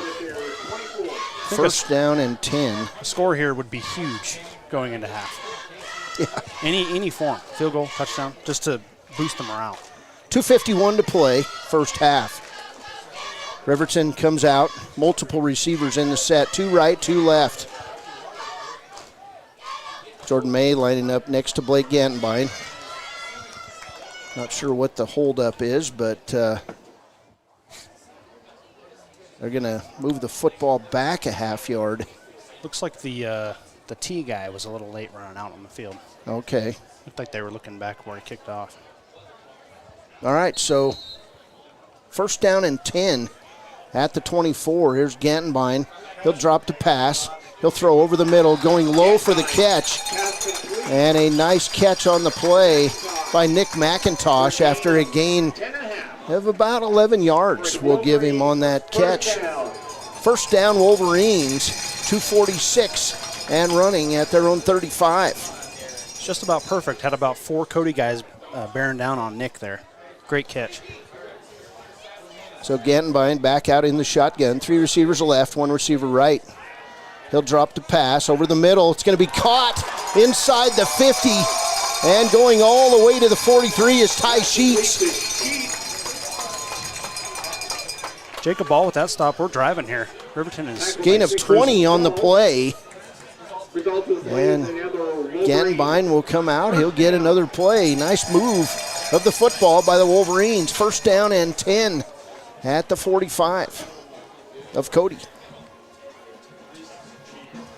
Just like you said, Baylor, it'd be good to get some scoring here to end this first half. Feel good about what you're doing. Riverton has moved the ball on number 1 Cody. Here's Gantenbein, the sophomore. He'll throw it left side, complete to Jordan May, who takes a big hit on the play from Hatch. Jordan May's beat up on that one. That was a huge May gets up and heads back to the huddle. 1:42 and counting. Second and 9 at the 44 of the Cody Bronx. There's some receptions that hurt more than they're worth, and that was one of them. Yeah, he's had a couple hits tonight that have left him a little shaken up. Second and 9 at the 44. Gantenbein in the shotgun. He'll throw it deep down the middle and making the catch for Riverton inside the 10-yard line. The officials get together, and they're going to say it's a catch all the way down to the 11. Making that catch for Riverton. They were playing handsy down the sideline. That catch is going to go to Clay Sheets. First down and 10 for the Wolverines. That was a beautiful catch. Over the shoulder, had a guy on him. I mean, that's just what you need at this stage of the game. 35-yard completion, Baylor. And first and 10 for Riverton. And we're going to get a timeout by the Wolverines with 1:13 to play first half. Wolverines on the move. We'll be back on KTAK.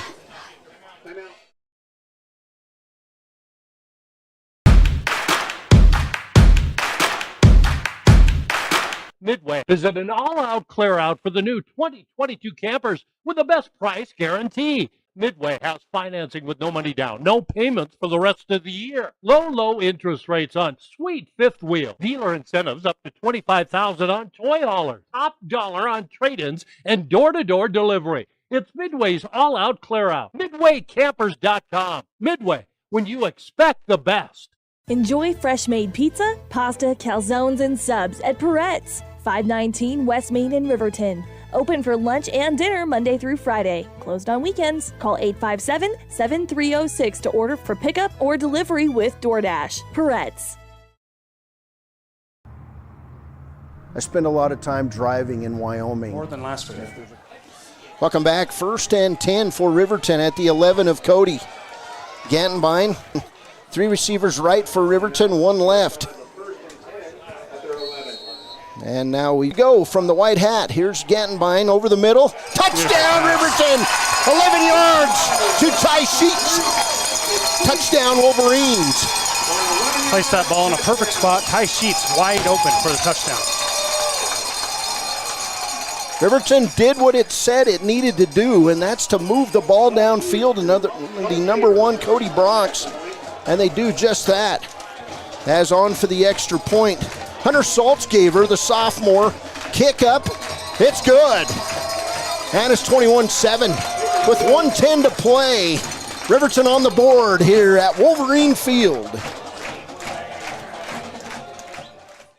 Our roads are long and the towns are far apart. Most Wyomingites buckle their seatbelts, but still 20% do not.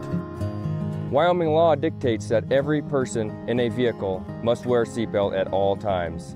Seatbelts reduce the risk of death by 45% and reduce the risk of injury by 50%. and all motor vehicle crashes. I buckle up to secure my journey and to protect what matters most, my family. Our Yellowstone region is home to breathtaking beauty, but please, drive with caution and buckle your seatbelt, for you and your family's sake. Remember, Wyoming, your safety is our priority. Please buckle up, not only for your safety, but it's the law.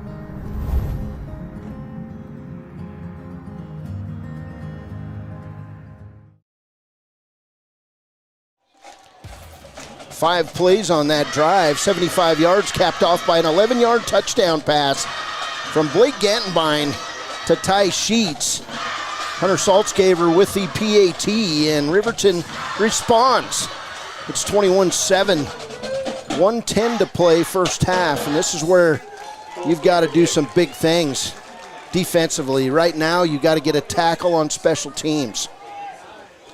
So Saltzgaver will line it up, and he'll kick it short. It's going to fall into the middle of this Cody defense, and guess what? Hatch with the football, and he's going to be wrestled down with a team tackle at about the 34-yard line. Good defense by Riverton.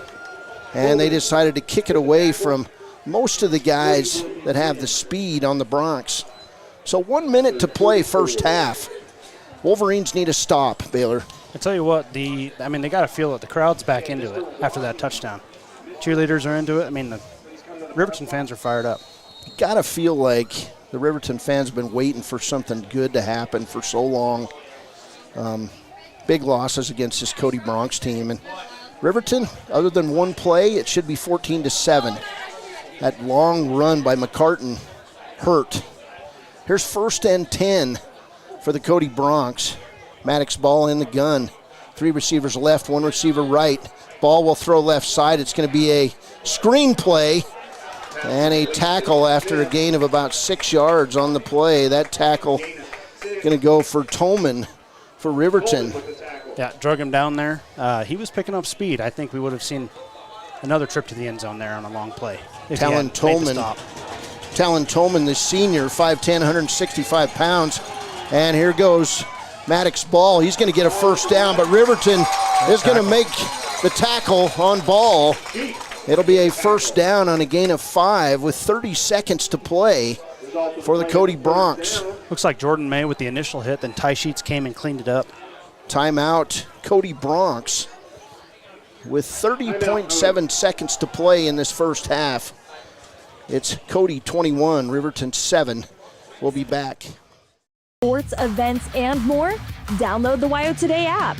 Now available on all platforms. Stream your favorite radio station, submit something to buy, sell, or trade for deals on the dial, or view contests and special coupons. Better yet, the WYO Today app is the best way to access free HD video of Fremont and Hot Springs County athletics. It's all at your fingertips. Head to your app store or visit wyotoday.com to download the WYO Today app now.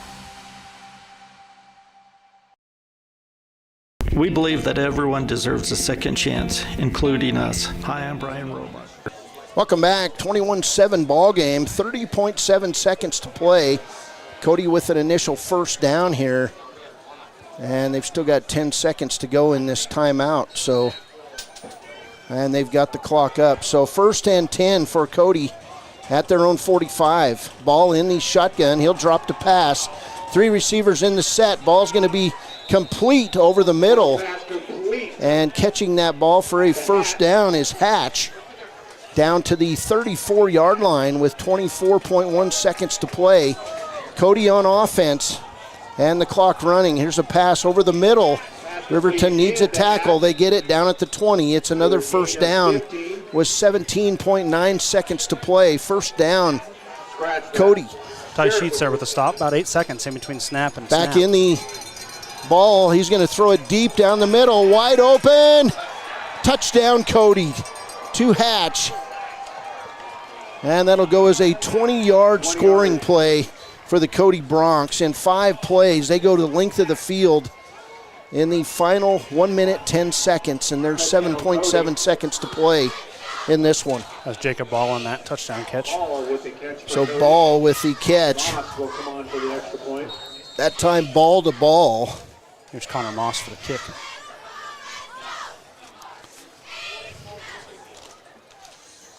Moss with the kick, and it's good. And Cody comes right down and scores on the play. It's the Bronx 28, Riverton 7. We'll be back. 7.7 seconds to play, first half. Credit union. And if we said no to you in the past, I'm asking you for a second chance too.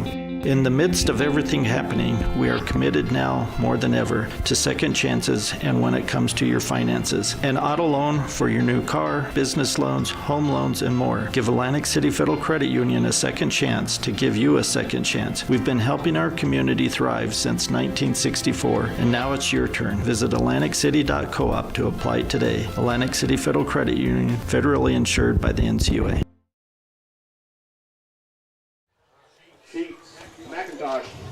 So Sheets and McIntosh will be deep to catch the kickoff with 7.7 seconds to play.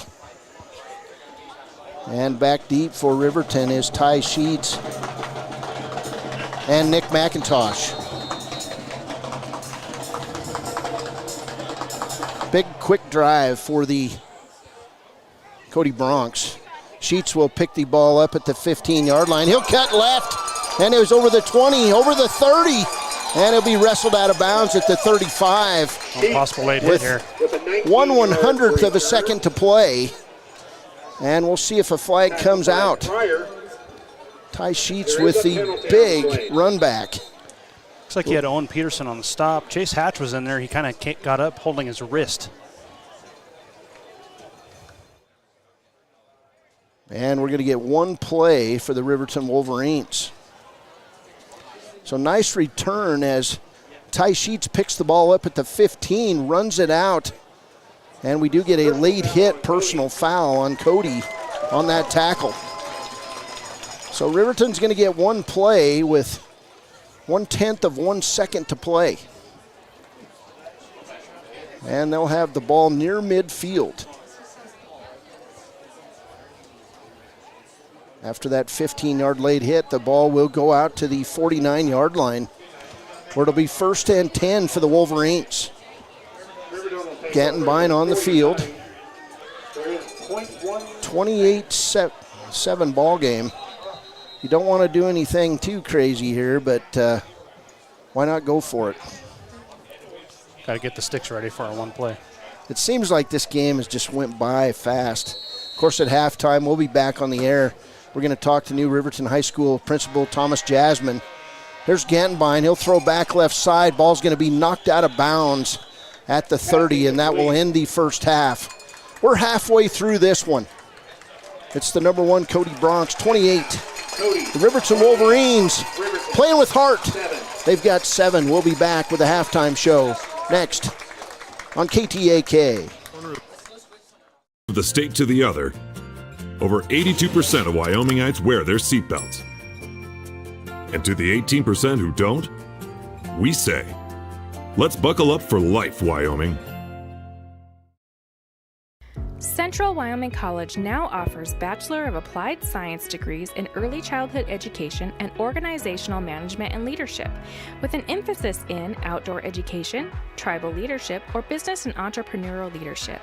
CWC offers 3 ways to learn: online, virtual, and in person.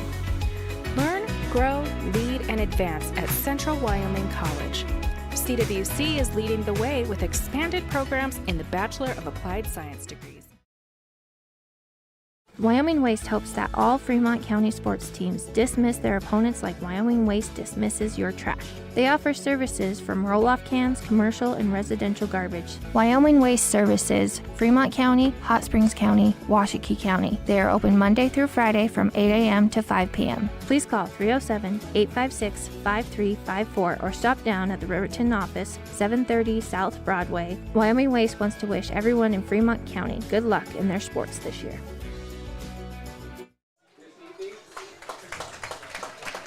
Welcome back to Wolverine Field. We're doing a special presentation right now of the Hall of Fame as the family of Ron Porter comes out on the field. You'll notice that Grady McCartan out there with his cousins and his grandmother, Toy Porter, and Ron Porter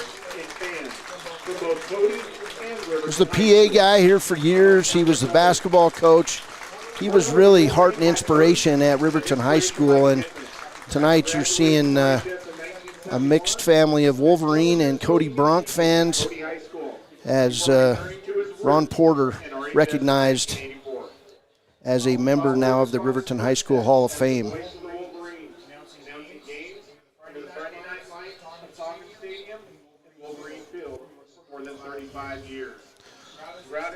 One of my favorite things about Coach Ron Porter is, one, I got to play for him, and while I was an average basketball player, I didn't really agree with everything that he was about as a young man in Cody, but years later we got together. We started sitting beside each other on the field and talking to each other as he would prepare to do PA for the Riverton Wolverines, and his family would always deliver him his favorite dinner for pregame, and it was tacos from Taco John's.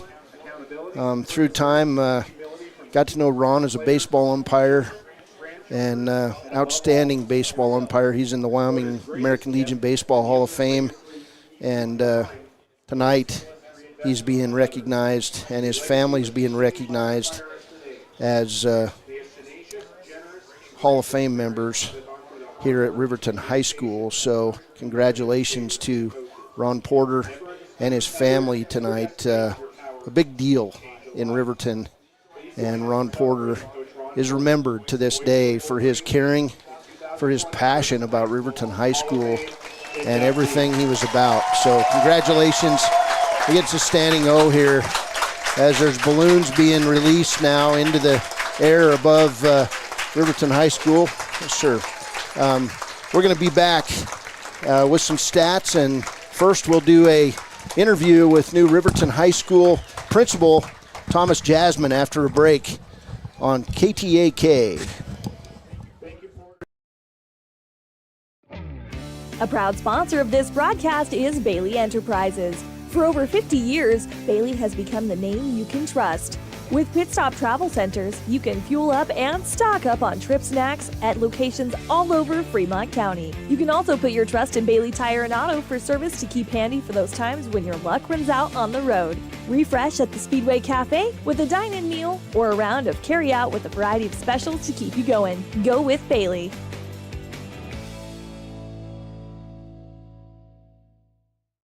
The choice is yours. Sutherland's Friends of the Family Plus Consumer Credit Card lets you choose from 5% off instantly at the register or special financing on qualifying purchases. That means no forms, no waiting, no rebates. You can choose 5% off instantly with your Sutherland's credit card. Got a big project? Choose special financing. The choice is yours with Sutherland's Friends of the Family Plus Consumer Credit Card. Subject to credit approval. Minimum monthly payment required. See store for details. Only at Sutherland's. Your car or truck is an investment. All right, we're back here in a 28-7 ball game, and at the half, we've got a newcomer to Riverton. He's been in town since about the 31st of May, and hey, welcome to Riverton. You moved over South Pass. Thomas Jasmine, the new Riverton High School principal, joining us here on the halftime show, and I know that it seems like Riverton may have raided Rock Springs a little bit. We've got a football coach from Rock Springs, and now we've got the principal. Welcome. Well, thank you. I really appreciate it. It's been a great transition for both of us, and just excited to be here. And, we've been very welcomed and had a great start already to our school year. And like I said, it's just been really a nice transition and had some great people really take care of us. It's been great. So what appealed to you to apply for the Riverton job? Interestingly, with Mark coaching football, and I was his activities director over there, I actually was looking at an opportunity, I know it sounds odd, but to spend a little more time with a family. And I saw that open up for us, and I thought, you know what, I'm going to put my name in the hat and see how it goes and be able to spend more time with family. And it's been kind of nice because I get to watch the games a little better now and get to watch a great coach too. So, tell us the life of an activities director. I mean, you're at a 4A school, and it's nonstop. Absolutely, yeah. You've got a lot of busy weekends and busy weeks getting everything prepped, and you think you've got everything organized, and then sure enough, something comes up, and I know everybody's aware of it, but last year's weather was just great in regard to the winter, so you had to deal with a lot of those circumstances. So, it's a lot of hard work, but you really get to enjoy the time with the kids, and that's what it was really about. And now, being here in Riverton and having a smaller setting, I get to do the same thing. It's just in a different avenue, really looking forward to that. You escaped Interstate 80. I did, yep. It's kind of nice, we were enjoying, it's kind of interesting, just the scenery and the view and a little bit of peace and quiet with regard to not as much hectic that goes on in I-80, so that's been nice as well. Tell us about your background a little bit, Tom. I mean, obviously you probably taught for years. Tell us your background. Where are you from? Sure. So originally from a small town, Wheatland. Graduated there. Then I went to Black Hills State for a couple of years, transferred to UW and got my physical education and health sciences degree there, and then got a job opportunity in Rock Springs. And one of the things that I really wanted to do is I wanted to be able to teach strength and conditioning and also coach. So Rock Springs had that opportunity, and so I taught at Rock Springs for about 16 years. Then after that, I was in the same building, became an administrator. Was an administrator in charge of discipline and attendance for about a year and a half, and then I got to the activities director role and was there for another 8 years in that role, and I had coached in multiple sports as well, so it was just a good fitting. And then, like I said, it was time for a change and looking forward to some new things, and I've always been excited to be able to lead, and now I get an opportunity to lead a building and really taking advantage of that opportunity, and it's been great. It really has. It's been a good transition. That's great. So Wyoming native. Absolutely, yep. All right. Go Pokes. And there's another team I'm kind of proud of, but I won't say much about them right now. They got some work to do. But they're a neighboring state. We just got to get better. Those Cornhusker stacks down there. Let's talk about activities and what it means in the overall education process. So, I would tell you right now that I think that one of the best things in regard to athletics and activities right now is it's an extension of the educational setting, and it is so valuable now, just the hard work and the ethic and the perseverance and the self-discipline and the adversity, all of those things. We just unfortunately don't get as much of that in a classroom as we do out on a field or on a court or in a gym or anything like that. So athletics and activities is just really the greatest extension of an educational setting there is. I've always said to myself that one of the best ways to increase graduation rates, get kids out for activities and athletics. Now there's an accountability, there's eligibility, and they become part of something that's bigger than themselves, and next thing you know, they start to see themselves being something, and then we hold them accountable and they graduate. So athletics and activities is a wonderful extension of that. So with some background in discipline and some background in attendance,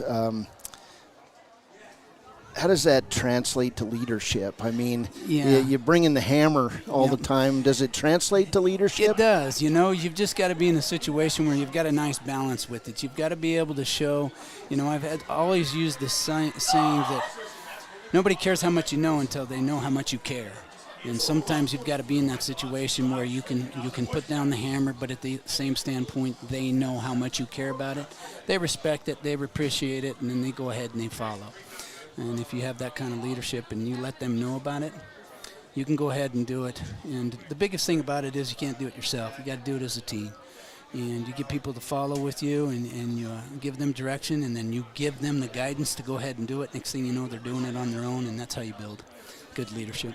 What have you seen so far from the Riverton High School? I mean, school is young in the year, but you've seen the faculty, you've seen the staff. What are you seeing so far since you've been here? It's been really good. We've had great response from the students. They've had great energy. Staff has been really, really excited. They've been very, very responsive. And they've been very welcoming, too. Brought up a lot of good ideas and new ideas, and they've been grateful for those, and it's just been exciting for it. And I have to, compliment both of my assistants, Miss Richmond and also Mr. Miller. They've been a great resource for me because my biggest worry is you just don't know what you don't know.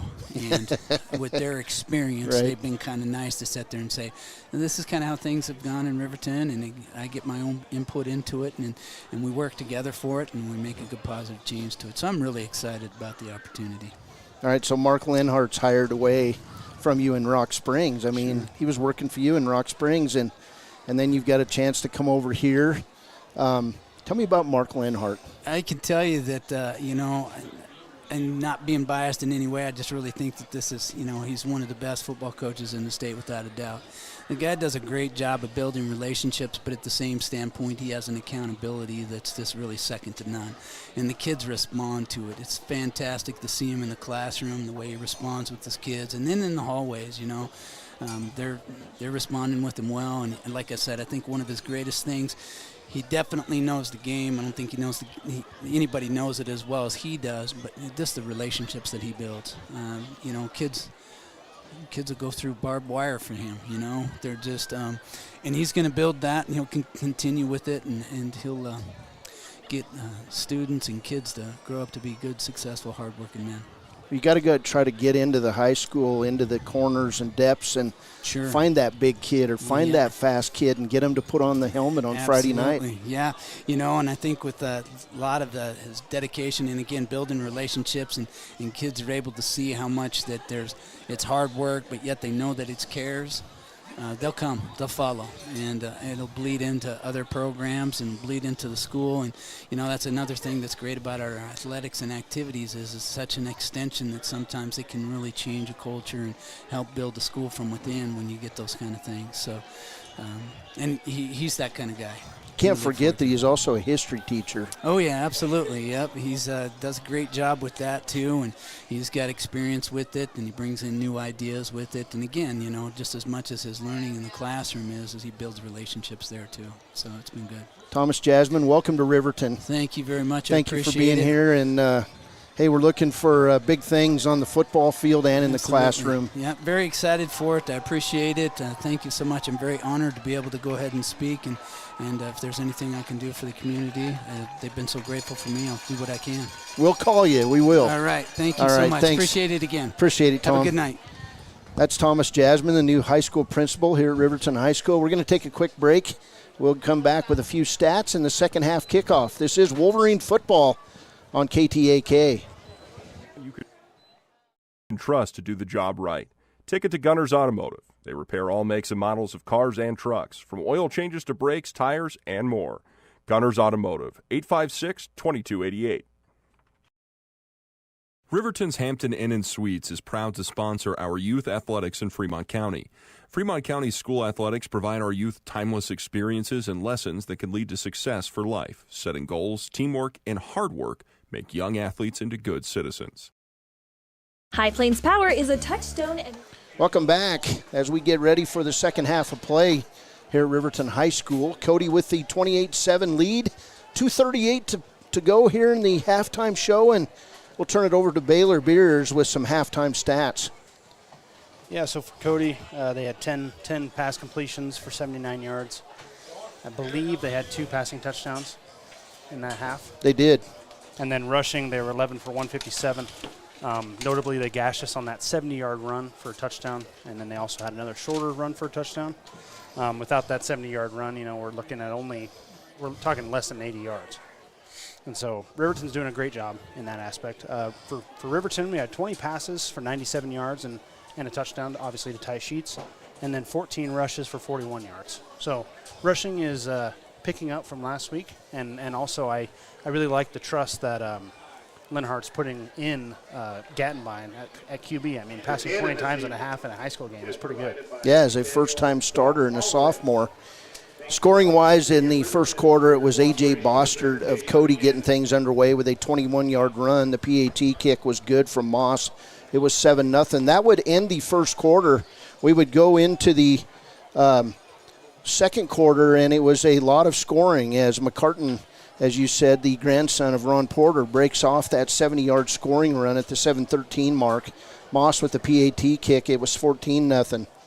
Then coming back, it was Moss on an 8-yard touchdown reception from Ball for for Cody, and it was 21-0 at the 3:02 mark. But Riverton would respond with passes, and Blake Gantenbein would hook up with Ty Sheets at the 1:10 mark on an 11-yard scoring pass. Hunter Saltzgaver with the PAT, and it was 21-7. But Cody, with that fast break offense, comes right back, and incidentally, they're going to get the ball to open this second half. Jacob Ball with a 20-yard catch from Maddox Ball, and the Moss PAT was 7.7 seconds to play in the first half.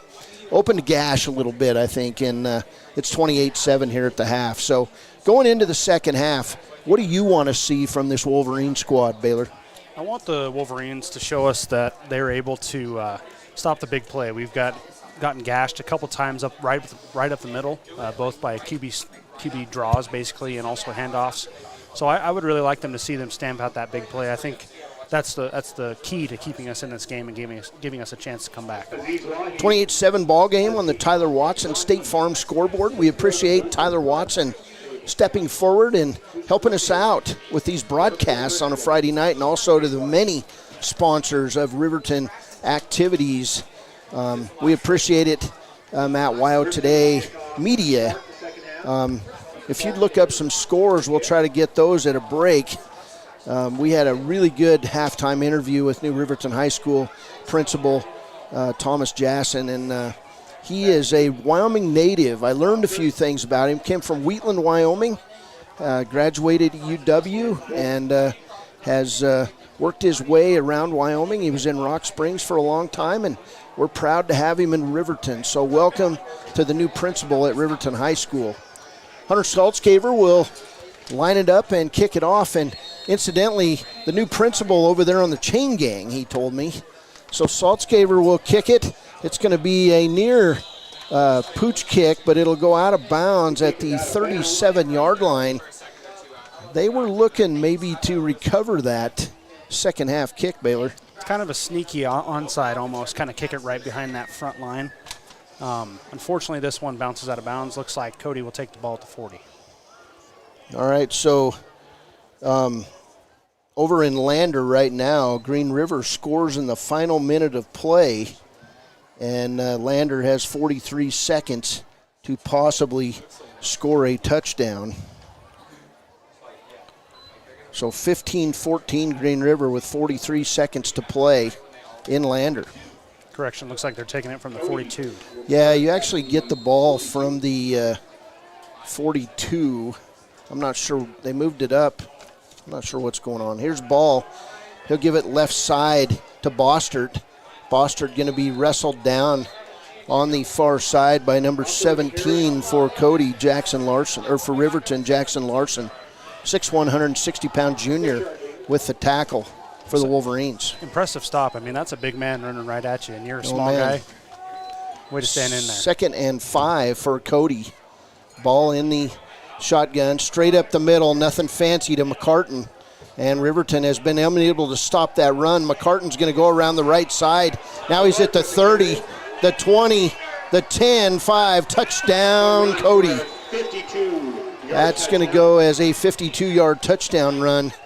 Back and forth on the field. McCartan has his way, and he goes to the house, 52 yards on the second play of the second half. It's truly an impressive run. He went from the far side numbers and came all the way across the field, scored on the right sideline, on the close sideline. So second rushing touchdown for McCartan. An unfortunate way to start the half for the Wolverines. Moss lines up for the PAT, and the kick is up. It's good. 35-7, Cody. 11:20 to play, third quarter. We'll be back on KTAK. You as a Rural Electric Association member, it all comes down to 7 principles: open membership, one voice, one vote, member benefits, independence, education, cooperation, and community. To understand how it all works, we're headed back in time. In 1879, electricity was in major cities, but rural areas were out of luck.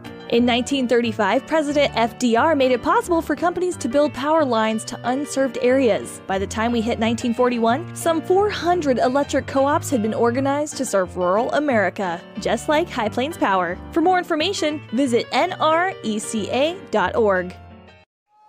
From the Welcome back to Wolverine Field. We've got some scores in from around the state.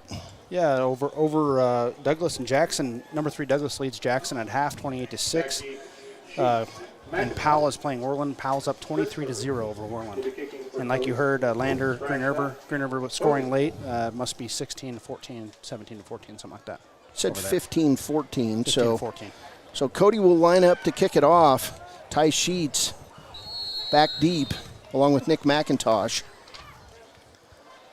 And the Cody kick will be a pooch kick fielded by Sheets at the 19-yard line. He's over the 30 where he'll get met by a host of Cody Broncs.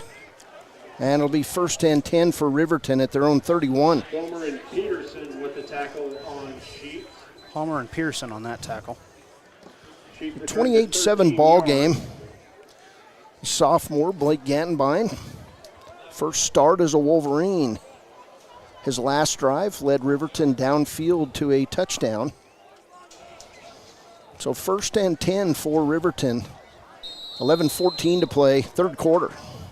Gantenbein in the shotgun, 4 receivers set, 3 on the far side, 1 on the near side. Here's Gantenbein, he'll drop, pumps, throws it deep down the field. Ty Sheets catches it at the 42-yard line. He stops a back shoulder pass, and Sheets with the big gain. Jerome Birdall with a stop there, but that's a sign of a fantastic wide receiver coming back to the ball like that. Yeah, Beardall on that catch, a big one. That's going to be a gain of, we're going to say 28 yards. So 28-yard completion and a Wolverine first down at the Cody 42. This wide receiver bunch for the Wolverines, extremely talented, and they're getting the ball laid in there by a talented sophomore. Here's Gantenbein, he'll throw over the middle, complete to Sheets on the center screen. Sheets will go inside the 40 for a gain of 3 on the play. Chase Hatch on that stop for Cody. I think that was a great play by him to get something out of a nothing. Jumped over a Riverton teammate that had fallen over there. 2nd and 7 now at the Cody 39. Wolverine offensive line doing their job, giving Blake Gantenbein time to throw in this one. We'll get some more scores in when we get a break. I think it's impressive that Blake Gantenbein has enough trust in his wide receivers as a sophomore to air it out that like that. Gantenbein, very good baseball player. 2 receivers right, 1 receiver left. Cody now has 7-8 players in the box. Here's Gantenbein, he'll throw it long over the head of Sheets and out of bounds. Coverage on that play by Cody's Jerome Beardall. Jerome Beardall on the coverage. So 3rd down and about 7. Festive night. Congratulations to the family of Ron Porter. Porter in the Riverton High School Hall of Fame, where he'll be remembered forever. He'll be remembered for a long time just around this community. Great member of the Riverton community.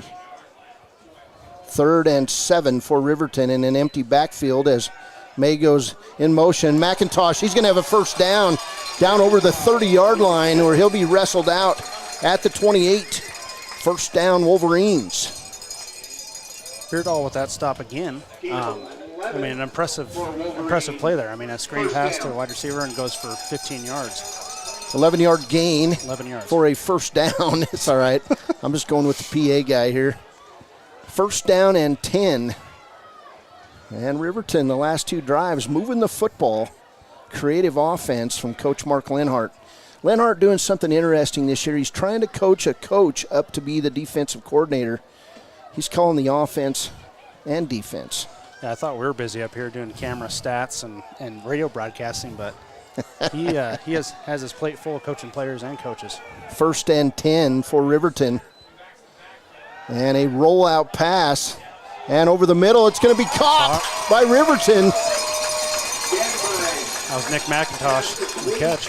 Nick McIntosh with another catch.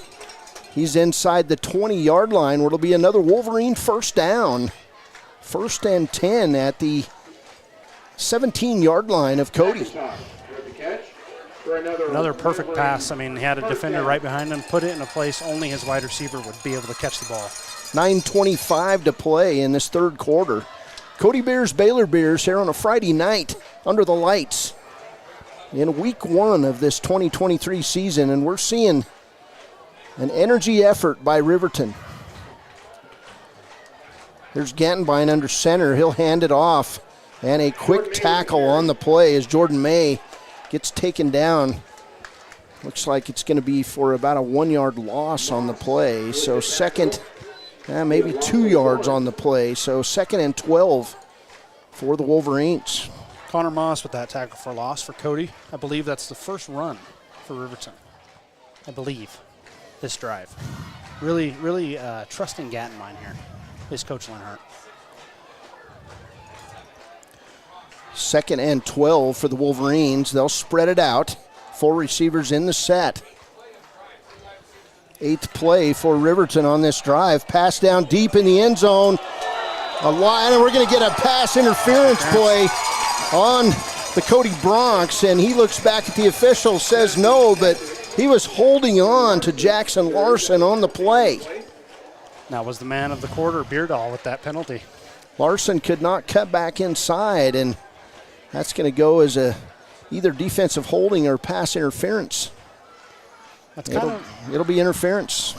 That's kind of one of the great things about throwing it deep is it's a jump ball, so you have a chance to catch it or have a chance to draw a penalty like that, and that puts the Wolverines in a great spot to score another touchdown here. Yeah, this ball going to go down inside the 10-yard line, I believe. Mark Lenhart out on the field. Coach Derek Watson off his right shoulder. And the ball going to be marched inside the 10, where it'll be 1st and goal at about the 9 3/4 yard line. 8:20 to play in a 35-7 game, but Riverton has produced some excitement in this one. Not giving up, playing hard on every play. About 3 minutes on this drive. An impressive effort here. 9-play drive. And the handoff will go inside to May. They're going to push him nearly to the 5-yard line. And it'll be a 1st down for Riverton. Gain of 4. Resulting play is a Riverton.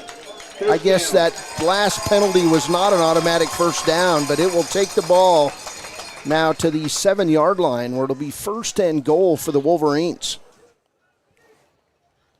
See Warren Stevenson, AJ Bostert get in on their first tackles of the game for Cody. So Gantenbein will bring his team out. 1st and goal at the 7. Wolverines. Moral victory? Nope, just play hard and score. Here's May. He'll be tackled and wrestled down by about 4 different Cody Bronx. That play went nowhere, but you got to think maybe Coach is setting something up. Lenhart gives the play right away to Gantenbein. Substitutes coming in and out of the ball game for Riverton. 2nd and goal from the 7. Trey Schroeder with the initial hit on that tackle for loss. I think it's cool going back to the run here. And May obviously showed us getting that 1st down a couple plays ago that he's able to do it here. 7:07 to play, 3rd quarter. This will be play number 11 of this drive. Gantenbein will fade right. He'll throw it toward the corner of the end zone, just out of the hands of a sprinting Ty Sheets. Incomplete. So 3rd and goal now from the 7 with 6:58 to play in the 3rd. Seems like that's what he was setting up, that rollout. Ty looked like he was pretty open in the corner there, just a little bit overthrown. It's a nice looking design of a play. And now we'll get Jackson Larson coming back in the game as Tolman leaves for the Wolverines. So Gantenbein will gather him up in the huddle. And a timeout called by the Riverton Wolverines. We'll go with it. 35-7 Cody, but the Wolverines moving the football. And we'll be back with more from Wolverine Field on 93.9.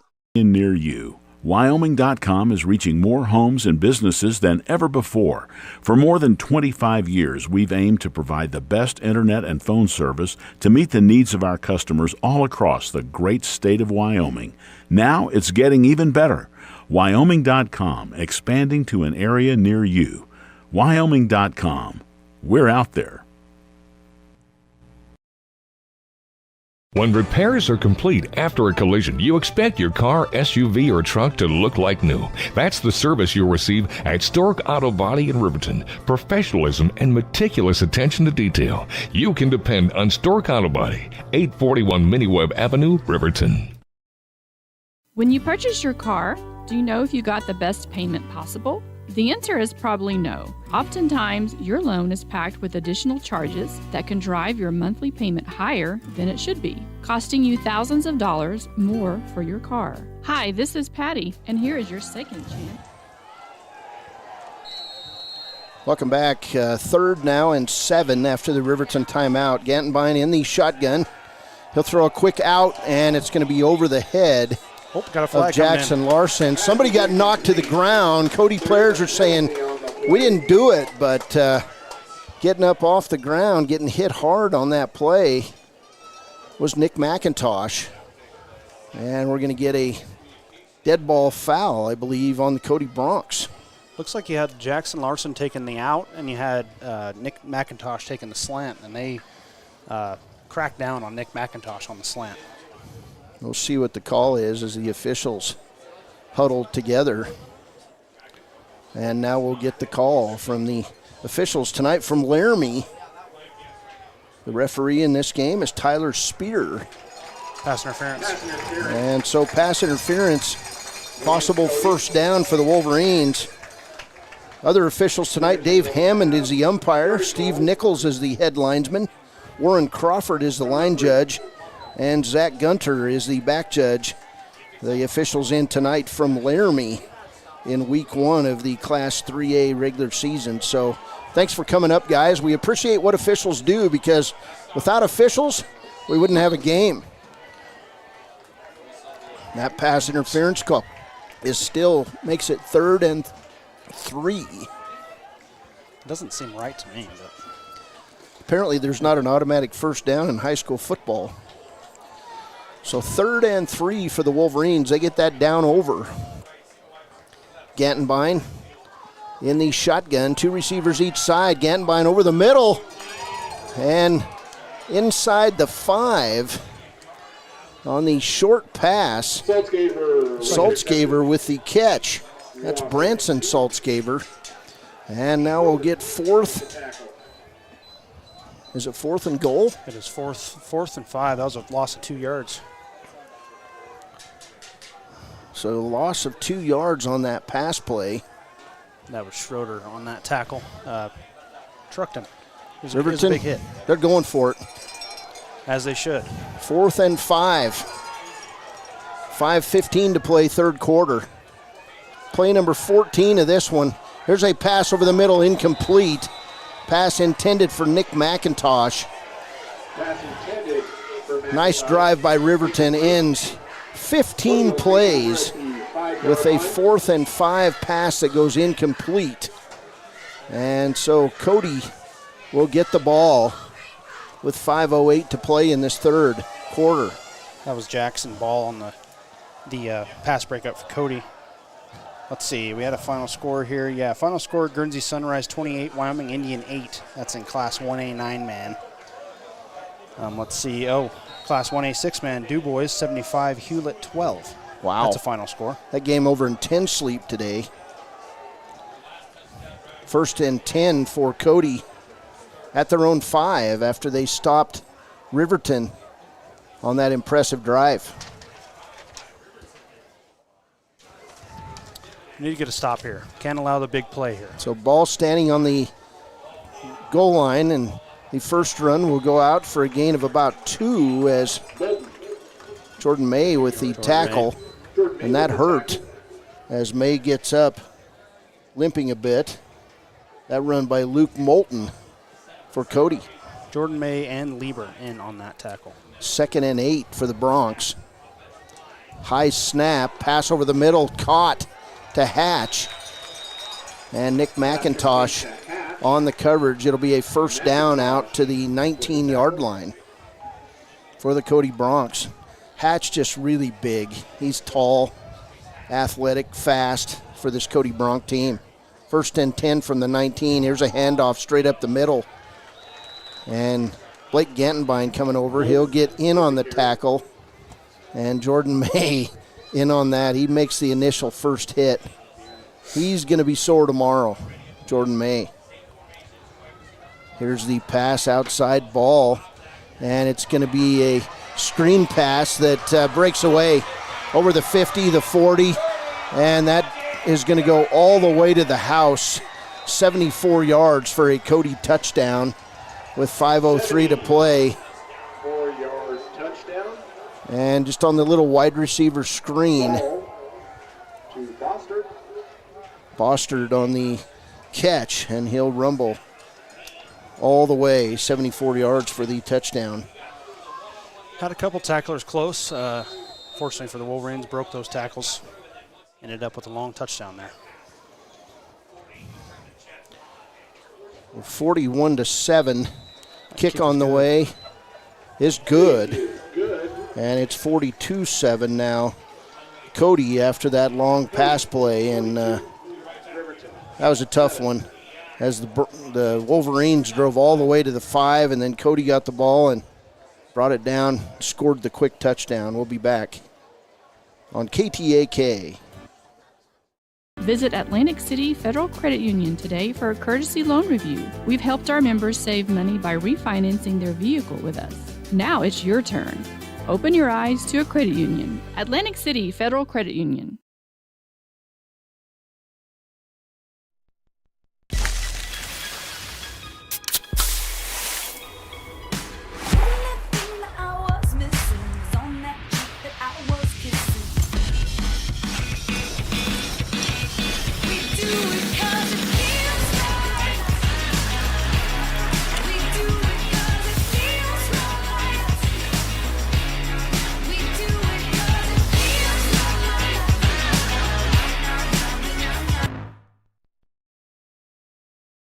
Community Health Centers of Central Wyoming has locations across Fremont County ready to serve. Welcome back.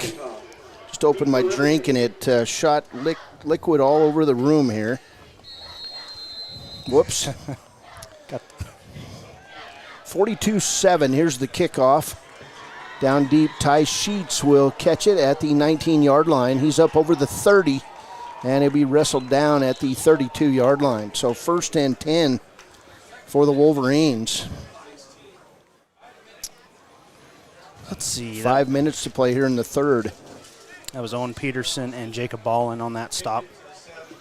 Cody has been pretty solid. They've been right there at about the 30-yard line every kickoff, stopping Riverton. Riverton has moved the ball tonight. Coach Lenhart calling the plays. You're not going to get him to stop coaching. Trying to get some practice here against the state's #1 team in this non-conference battle. #1 Cody Broncs. Here's Gantenbein in the shotgun. And he'll pitch it quick to Jordan May. He'll cut back and be wrestled out near the 34-yard line. And a fumble on the play is picked up by Riverton. Recovering that ball was Nathan Mills. 2nd and 9 for the Wolverines. Connor Moss, Zach Barton in on that tackle. Kind of a host of Cody players. 4:30 and counting here. Ty Sheets kind of moving gingerly off the field. I liken Cody to kind of like an Air Force. I mean, you're just going, and you're gonna get beat up in this kind of game. 2nd and 9 at the 34. Tight backfield. Gantenbein under center. He'll hand off left side. Nowhere to go that time for Tolman. And Tolman's going to lose 3 yards. On 2nd down, it's going to be 3rd now and 13. for the Wolverines. With the tackle. Let's see, Logan. Loss of 4 on the play. Logan Bogardus on that tackle. First tackle of the game. 3rd and 13 for the Wolverines. Riverton's going to try to run the football.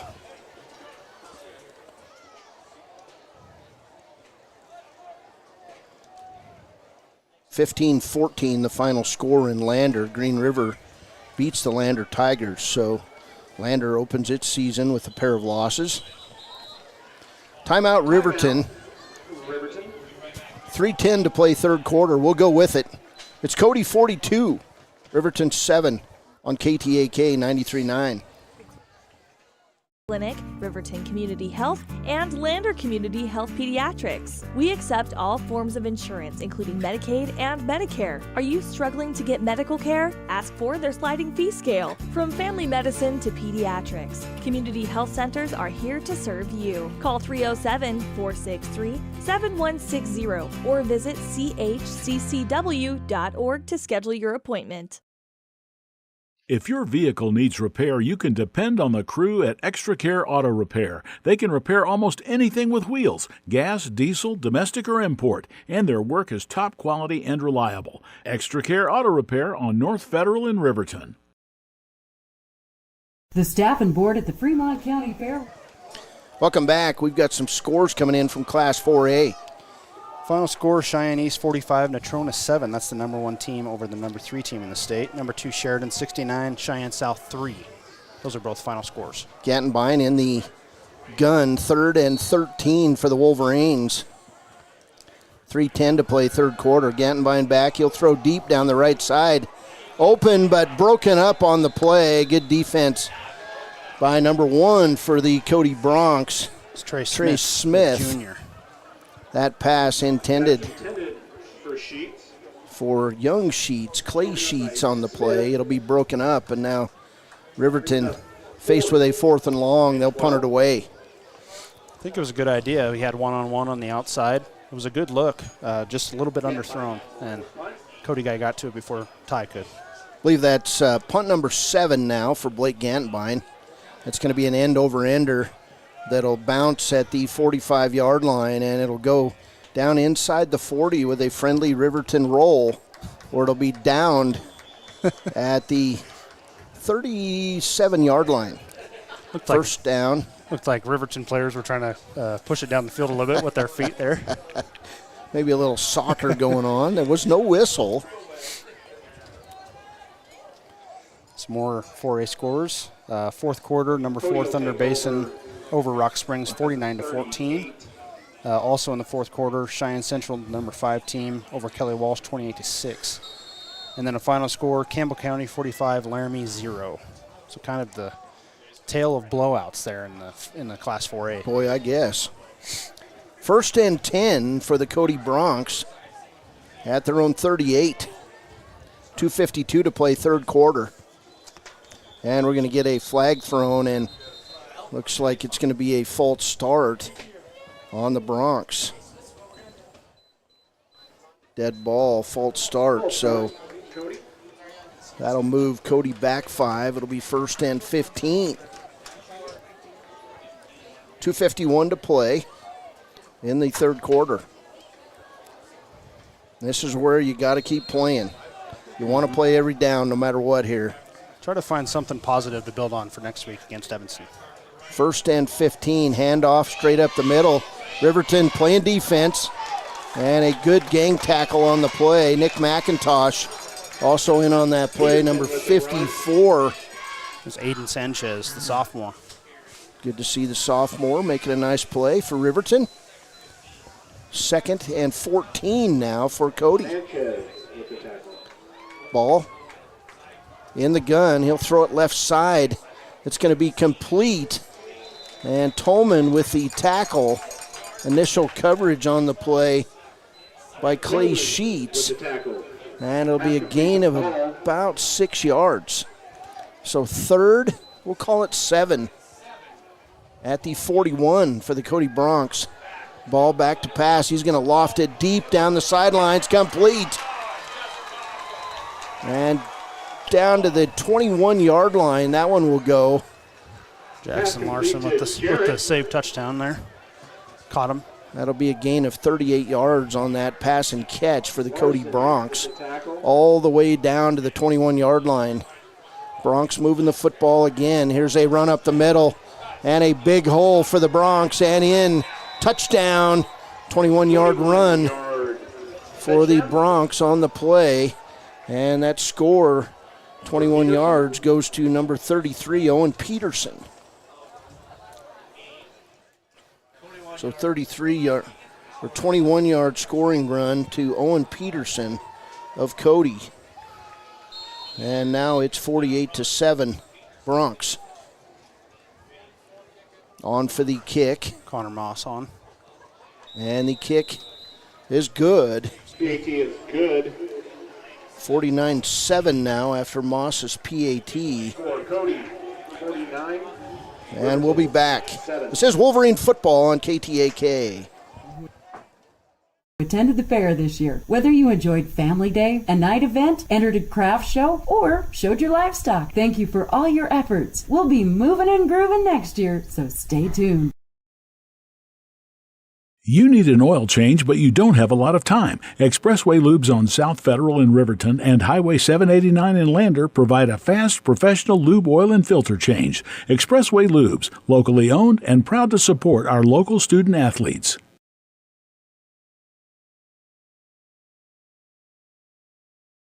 Papa Murphy's is proud to sponsor this week's Player of the Game. For a limited time, enjoy a Papa Murphy's barbecue chicken pizza made with KC Masterpiece barbecue sauce. After the game or anytime, you can't beat the fresh ingredients and authentic flavor of a Papa Murphy's take and bake pizza. And you know it's baked right every time because you baked it yourself. Papa Murphy's on North Federal in Riverton. Drop in or order online at Papa Murphy's. Welcome back, 49-7. Appreciate the sponsorship of Papa Murphy's. We'll get this figured out, having to cut into ads, and I apologize for that. 1:47 to play third quarter, 49-7 ball game. Here's the kickoff. It's a short one. It's going to be fielded by Ty Sheets again at about the 16-yard line. Sheets out over the 27, tackled down at about the 28-yard line. It'll be Riverton football. 1st and 10 with 1:42 to play here in the third. It's Trevor Spomer with that tackle for Cody. Coach Linhart calls the plays, and here's the Riverton offense. Moved the ball the last time they had it, actually 2 drives ago, all the way to the Cody 5-yard line where they were held, and then Cody comes back and scores twice. I think the goal here is to have a long drive. Just grind out some plays, get some positive gains going. 2 receivers, 1 right, 1 left. In motion, Ty Sheets. Gattenbein under center. He'll pitch it left side. It's going to be handed to Nick McIntosh. They'll go back the other way. McIntosh over the 30, over the 35, and he'll be taken down at about the 36-yard line on the reverse. Just a little razzle-dazzle to show these Riverton boys who've been working really hard this summer that you can have some fun in football. Jerome Beardall again with another tackle. That's the kind of play you run when a team is being over-aggressive. That's a 9-yard run for Nick McIntosh on that reverse play. It worked well. He passed kind of midfield, right to left there. And there was 2 players on that side of the field, so it definitely could have broken free if he just broke a couple tackles there. Great 2nd and 1 at the 36. Gattenbein under center. He'll hand it off to Ty Sheets. It'll be a 1st down for Riverton on the nice run by Sheets. It'll go from the 36 to the 42, gain of 6, and the Wolverine 1st down. Impressive there. The whole Riverton line was moving down the field, driving their men. The trenches is what got that 1st down for Riverton. 24 seconds and counting here in the third. 1st down for Riverton. I'm not sure if they'll have to run another play in this quarter. 15 seconds. Now we'll see if they do. They might have to inside 10 seconds. There's Gantenbein under center. In motion. Ty Sheets. And they got it off at the buzzer, but we got the end of the third quarter, I guess, and they let it go. As the Cody Bronx holding up the fourth quarter with their hand. We've played 3. It's Cody 49. Riverton 7. We'll be back on KTAK. Are you a caring person that wants to help but not sure where to go? Wyoming Senior Citizen Inc. is looking for caregivers across the state. Call 307-856-6880 to find out more information. They would like to wish all Fremont County athletes good luck this year.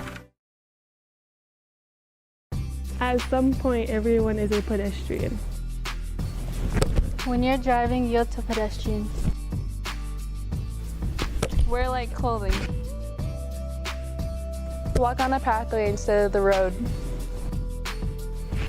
Look out for pedestrians.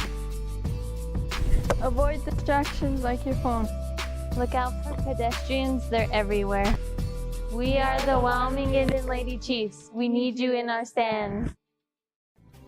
Riverton Blodorn Lumber is proud to support youth sports. Experience the Blodorn difference. Quality products, design, delivery, and expert service.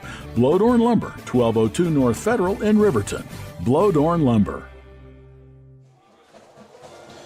Welcome back as we start the fourth quarter of play in a 49-7 ball game. Riverton will be on the 42.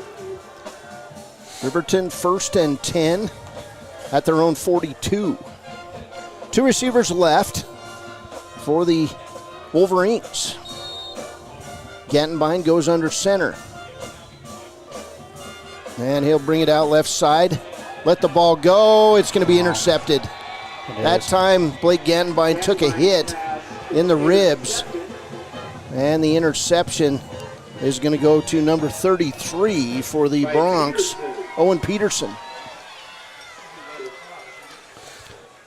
So Gantenbein got hit, and I believe he might have had the wind knocked out. He's going to come out for a play or two.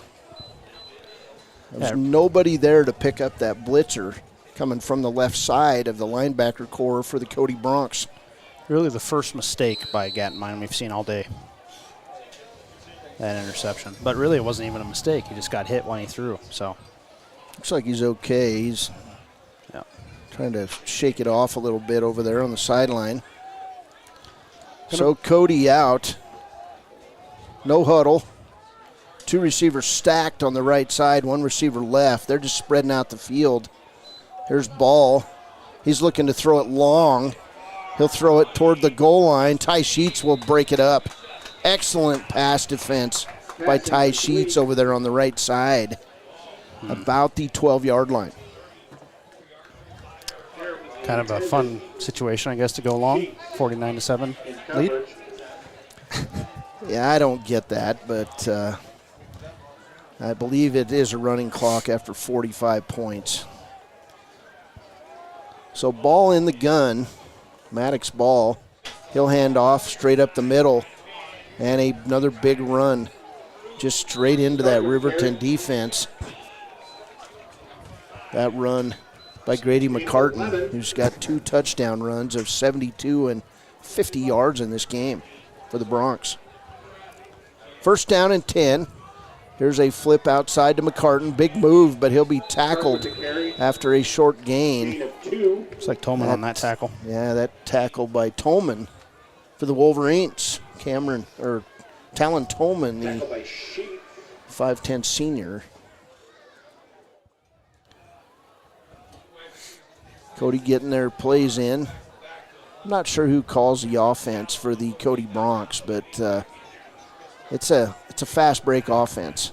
Here's Maddox Ball. He'll fake it and then take off around the left end where he'll be brought down. Nice tackle on the play by Clay Sheets. Clay Sheets getting some important playing time, the 5'10", 145-pound sophomore for the Wolverines. 3rd now and 3 for Cody. They'll hand it up the middle to McCartan. Nice move for McCartan. He'll go inside the 20, or it'll be first down at the 16 for the Cody Broncs. 9:50 to play in this game. Ball back in the gun. He'll pitch it right side. And it's going to be a big run inside the 5 and tackled out of bounds on the play. It's like Clay Sheets again. Pushed him out there. 12 yards. Boy, and with these uniforms in the dark for Cody, it is really hard to see the numbers. First and goal for Cody at the 5-yard line. Here's a run inside by McCartan. Ball's tipped out. And then it's picked up by another Cody Bronc who runs in. That was Riverton forcing that fumble. It went into the air. And catching the ball and scoring, I believe, was a lineman for Cody. The dream. Warren Sorensen on that pickup and touchdown for Cody. 6'1", 200-pound junior lineman with the 4-yard run.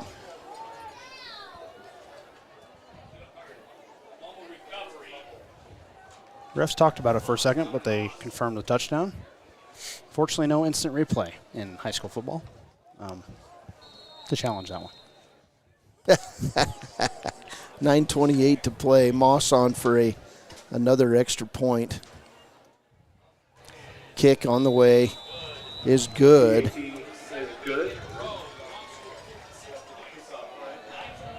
And Cody leads this one 56-7 with 9:28 to play. Cody 56, Riverton 7. Ouch. Yeah.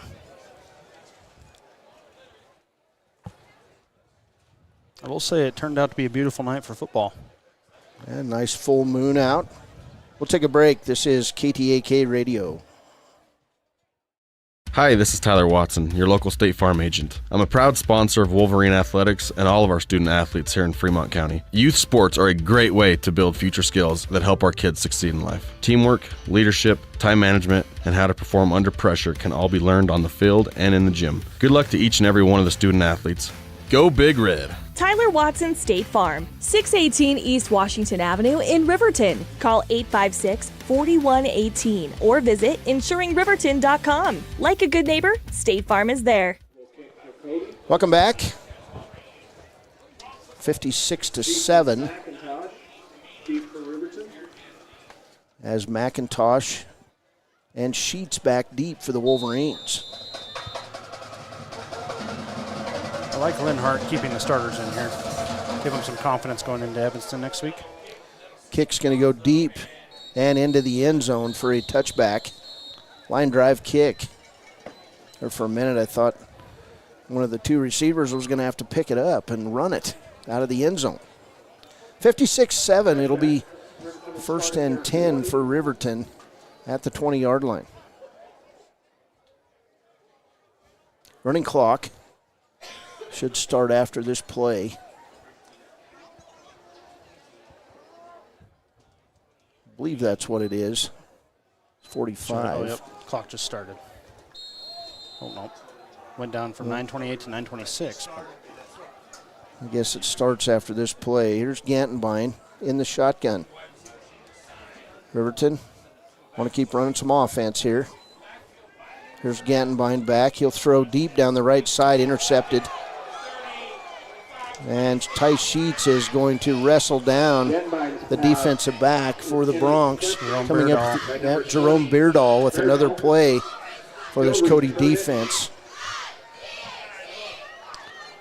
And we are in a running clock situation now at 9:03 left in the ball game. Cody will take over.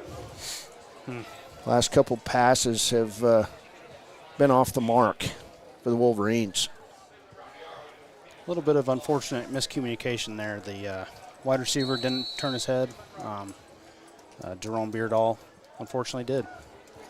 Was able to get that pick. Tough game here. Oh, they're stopping the clock now. Timeout on the play. It might have been a timeout by Cody. We'll take a break. It's 56-7. Timeout Riverton. On KTAK, Cody Bronx over the Wolverines. The Stock Dock is proud to serve all of Fremont County and surrounding areas. They are dedicated to providing the highest level of veterinary medicine along with friendly and compassionate service. They service all pets of shapes and sizes between dogs and cows and cats and horses. They treat your animal like it's their own. The Stock Dock.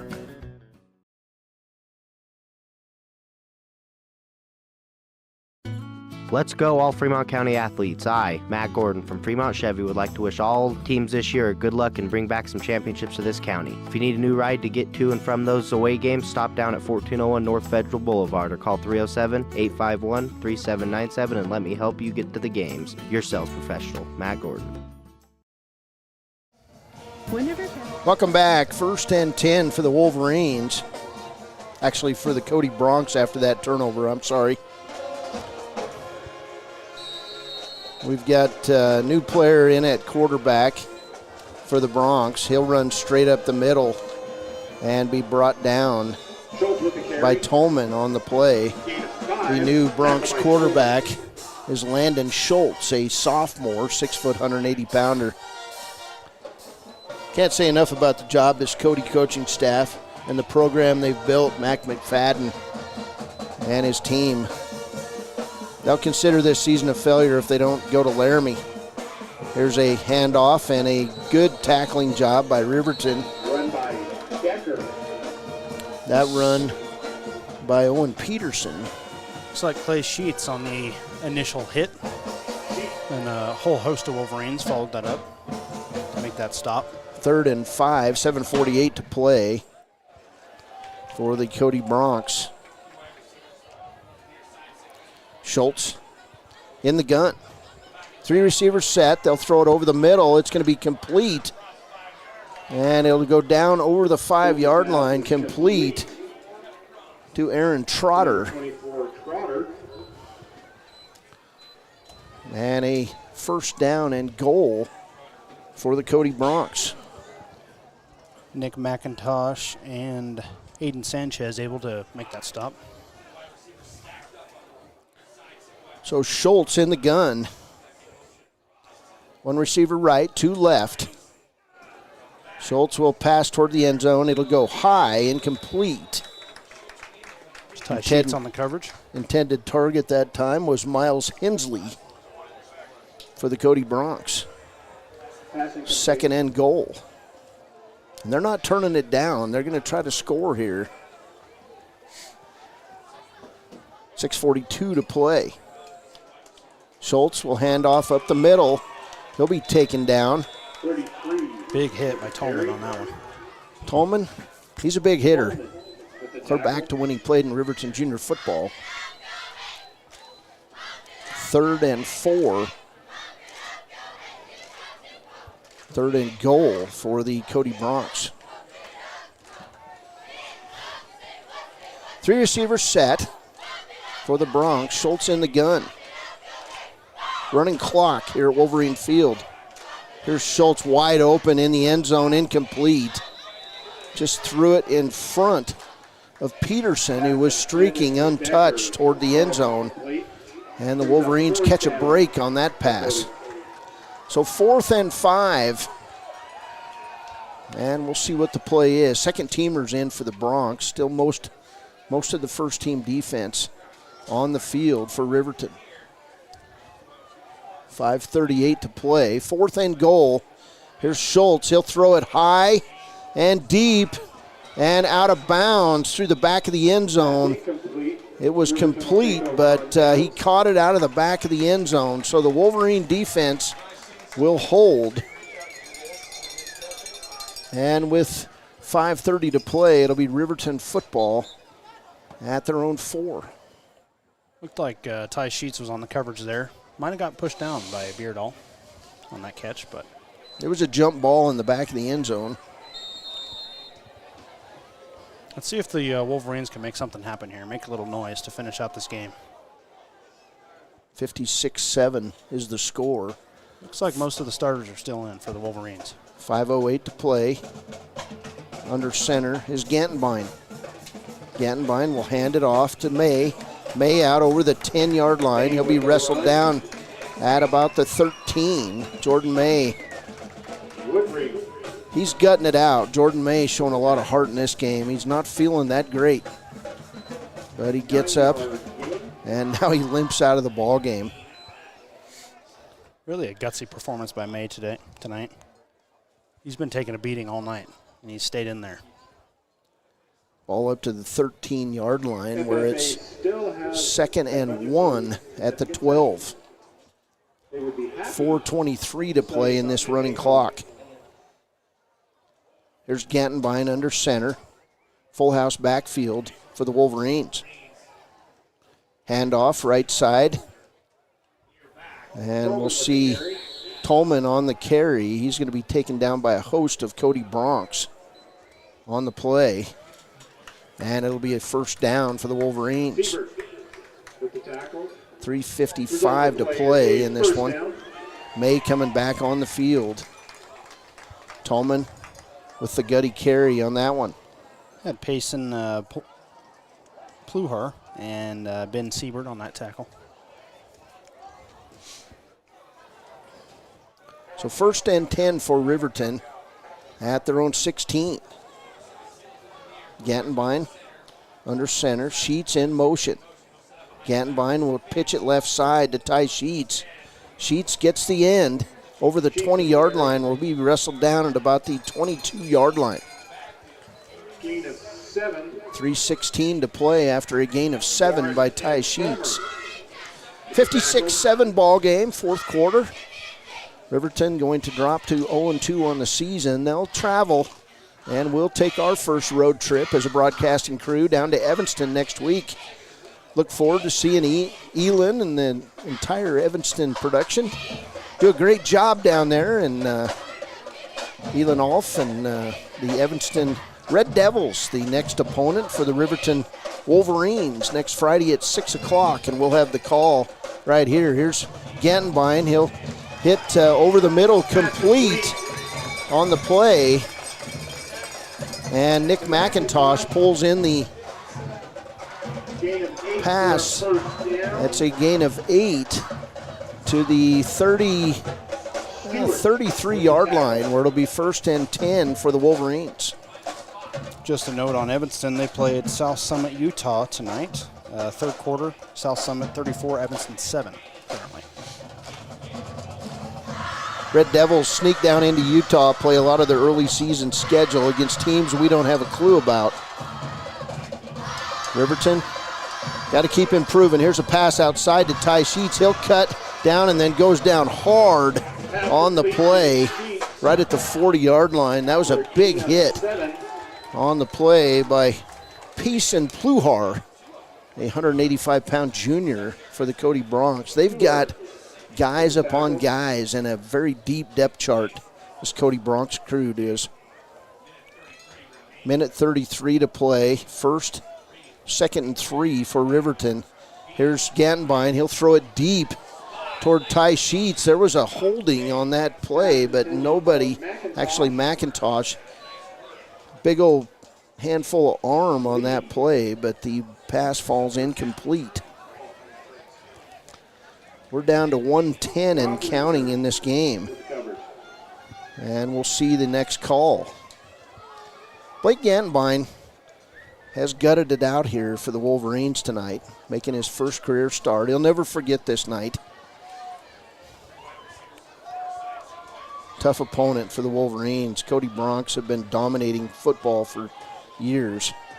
Here's Gantenbein over the middle, hits Sheets, nice catch. Fantastic inside pass. The 50. Down to the 46. It'll be a first down as the clock now winds inside 30 seconds to play. That was a bullet pass. He put a little mustard on that one and fit it in right there between 2 defenders. So Gantenbein back in the shotgun. 22 seconds to play. 1st and 10. He'll throw it deep over the middle to McIntosh. McIntosh hauls it in at the 20-yard line. Can Riverton get another play off? They're running downfield. We're inside 10 seconds. And the officials place the ball. They're not going to let Riverton get another play off, and that's going to do it. Final score from Wolverine Field. Cody, 56. Riverton Wolverines, 7. We'll be back with the Click It or Ticket postgame show. Coming up next in a talk with Riverton coach Mark Linhart on our postgame show. This is Wolverine football on KTAK. Located in Arapahoe, Ethity, and Riverton. We provide family medical services along with dental, optometry, behavioral health, physical and occupational therapy, and more. Our in-house lab and pharmacy at all locations make for a one-stop primary healthcare center for your healthcare needs. Wind River Family and Community Healthcare is striving for a stronger, healthier community because Wind River cares. More information can be found at windrivercares.com.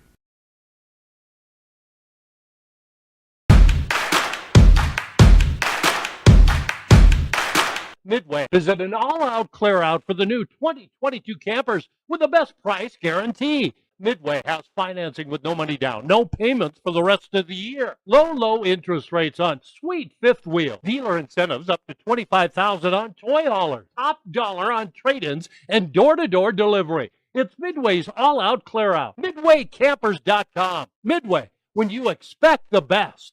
Enjoy fresh-made pizza, pasta, calzones, and subs at Peretz, 519 West Main in Riverton.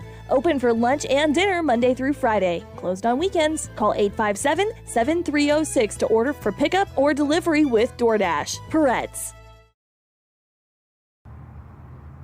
I spend a lot of time driving in Wyoming, and if there's a common theme is that our roads are long and the towns are far apart.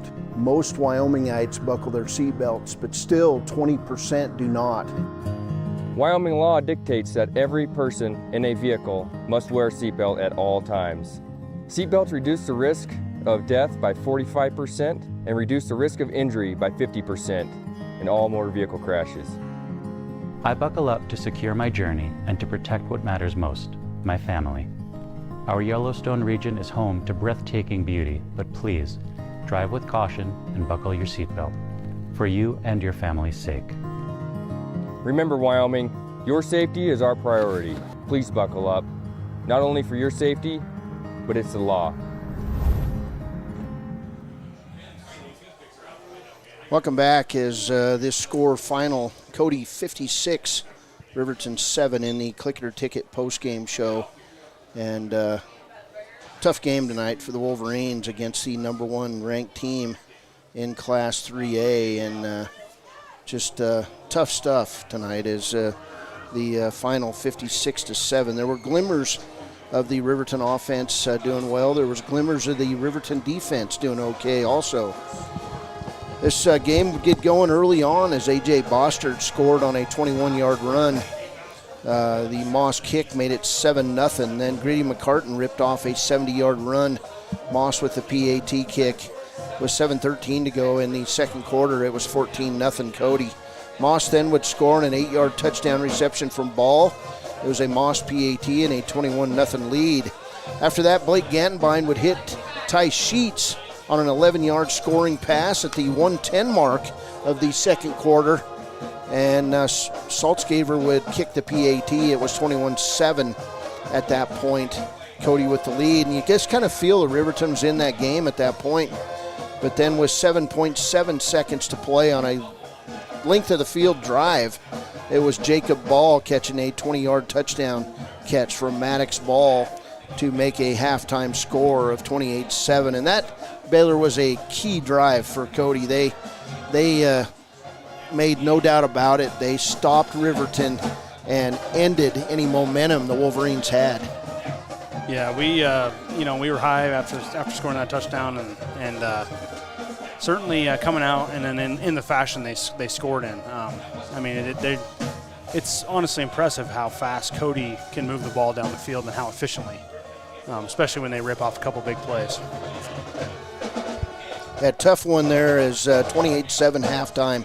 It would be McCartan then on a 52-yard run just inside the third quarter at the 11:20 mark to make the game 35-7. And then it was a 74-yard pass play from Ball to Bostard, and the lead was 42-7.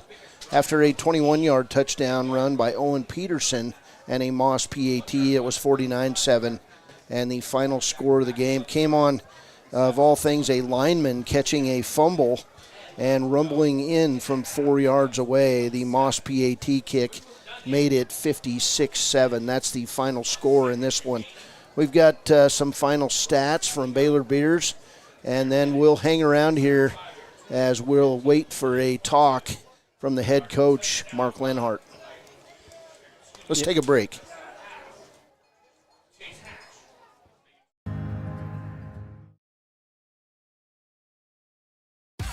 Want access to local news, sports, events, and more? Download the WYO Today app. Now available on all platforms. Stream your favorite radio station, submit something to buy, sell, or trade for deals on the dial, or view contests and special coupons. Better yet, the WYO Today app is the best way to access free HD video of Fremont and Hot Springs County athletics. It's all at your fingertips. Head to your app store or visit wyotoday.com to download the WYO Today app now. We believe that everyone deserves a second chance, including us. Hi, I'm Brian Robacher, CEO of Atlantic City Federal Credit Union. And if we said no to you in the past, I'm asking you for a second chance too. In the midst of everything happening, we are committed now more than ever to second chances and when it comes to your finances. An auto loan for your new car, business loans, home loans, and more. Give Atlantic City Federal Credit Union a second chance to give you a second chance. We've been helping our community thrive since 1964, and now it's your turn. Visit AtlanticCity.coop to apply today. Atlantic City Federal Credit Union, federally insured by the NCUA. Welcome back. We've got final scores in from out the state, and boy, we're waiting for a final tomorrow night from Laramie. Baylor as Wyoming hosts Texas Tech in the season opener. Should be an exciting game. Back on Thursday, Class 1A 9-man, we had number 1 Pine Bluffs taking down Shoshone 36-12. That was a rematch of the state title from last year. Also, final score number 2, Big Piney 33, Lusk 20. And then non-varsity opponent, 1A 6-man, number 4 Encampment takes down the Natrona Sophomores 52-6. Then moving to tonight, back to Class 4A, Cheyenne East topping Natrona 45-7.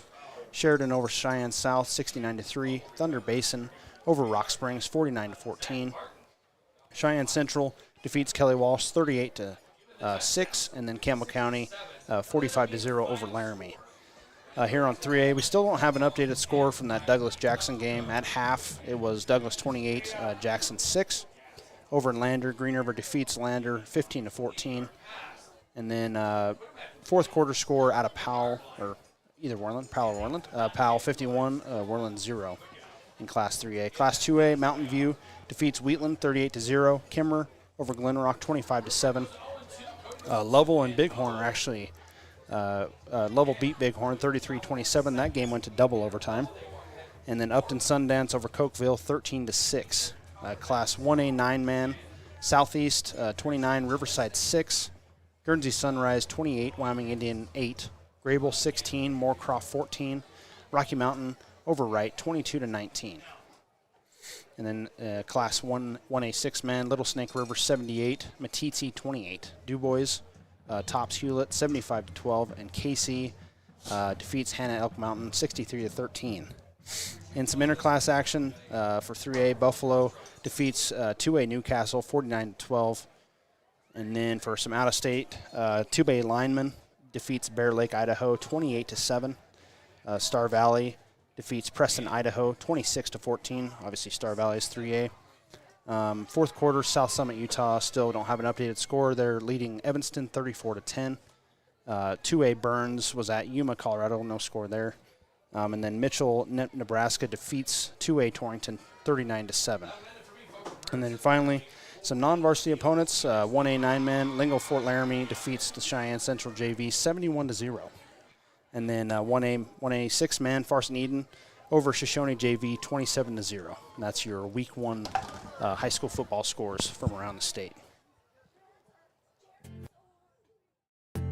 From one corner of the state to the other, over 82% of Wyomingites wear their seatbelts. And to the 18% who don't, we say, let's buckle up for life, Wyoming. Central Wyoming College now offers Bachelor of Applied Science degrees in Early Childhood Education and Organizational Management and Leadership, with an emphasis in outdoor education, tribal leadership, or business and entrepreneurial leadership. CWC offers 3 ways to learn: online, virtual, and in person. Learn, grow, lead, and advance at Central Wyoming College. CWC is leading the way with expanded programs in the Bachelor of Applied Science degrees. Wyoming Waste hopes that all Fremont County sports teams dismiss their opponents like Wyoming Waste dismisses your trash. They offer services from roll-off cans, commercial, and residential garbage. Wyoming Waste services Fremont County, Hot Springs County, Washakie County. They are open Monday through Friday from 8 a.m. to 5 p.m. Please call 307-856-5354 or stop down at the Riverton office, 730 South Broadway. Wyoming Waste wants to wish everyone in Fremont County good luck in their sports this year.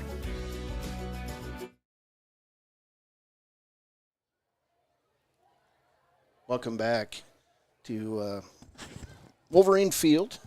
This is the Click It or Ticket postgame show, and we're still waiting for Coach Lynn Hardy's. As you can see from the video, he's still talking to his players down there. I'm sure that coaches got frustrated in that second half. It was a few big plays for the Cody Bronx. We're going to go first for several awards here. Our play of the game today is going to be the touchdown pass, and that's a Gatorade play of the game.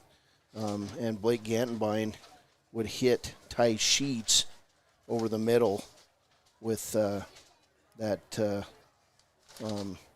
pass. It was an 11-yard pass with 1:10 to play in the second quarter. Gantenbein to Ty Sheets after the drive. Hunter Seltzgaber with the PAT, and at that point it was 21-7.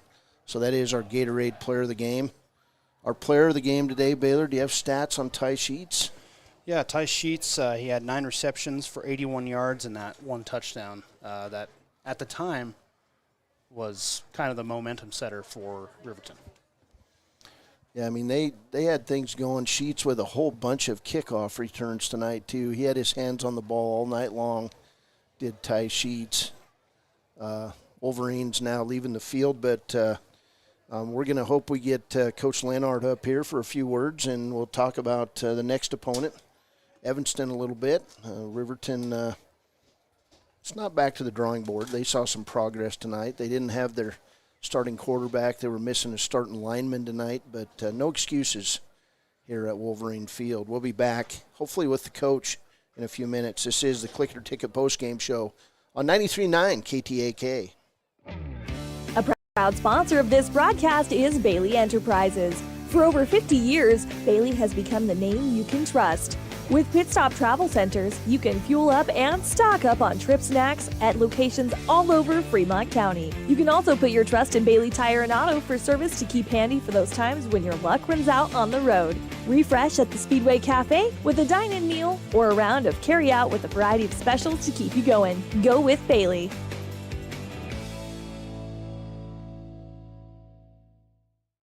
The choice is yours. Sutherland's Friends of the Family Plus Consumer Credit Card lets you choose from 5% off instantly at the register or special financing on qualifying purchases. That means no forms, no waiting, no rebates. You can choose 5% off instantly with your Sutherland's credit card. Got a big project? Choose special financing. The choice is yours with Sutherland's Friends of the Family Plus Consumer Credit Card. Subject to credit approval. Minimum monthly payment required. See store for details. Only at Sutherland's.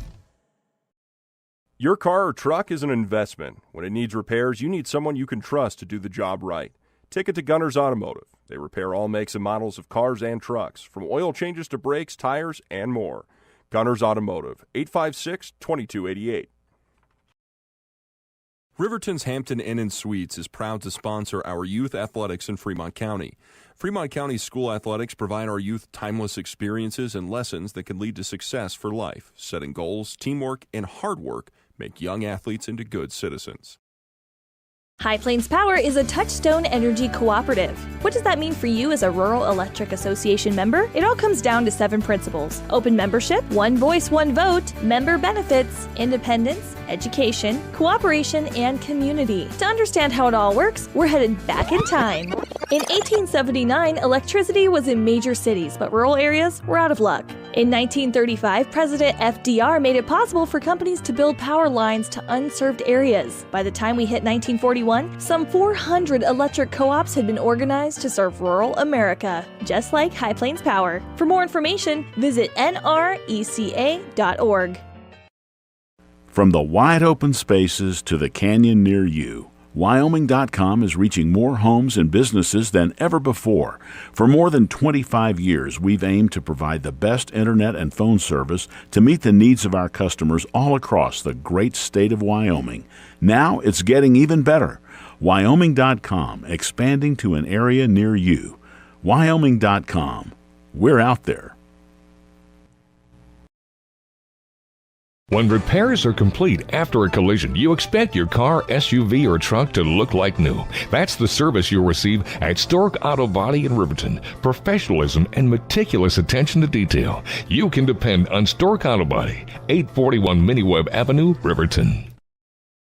When you purchase your car, do you know if you got the best? Welcome back. We're still waiting for Coach Lynn Hart's doing another interview, and we'll have it here. Our player of the game tonight, Papa Murphy's player of the game is Ty Sheets. And Baylor, why don't you go over some final stats? Yeah, so for Cody, for passing, they came in with 19 completions for 211 yards. Only one touchdown passing for them with no interceptions. Rushing, 26 attempts for 293. They scored 7 touchdowns, and they coughed up the ball once to Riverton. That's total yards of 510 for Cody. For Riverton, an impressive outing by Blake Gattenbein. Had 38 completions for 201 yards. He had one touchdown. That was the one to Ty Sheets, and also 2 interceptions. And then rushing, kind of a better game from Riverton, rushing on the rushing standpoint. 24 rushes for 73 yards.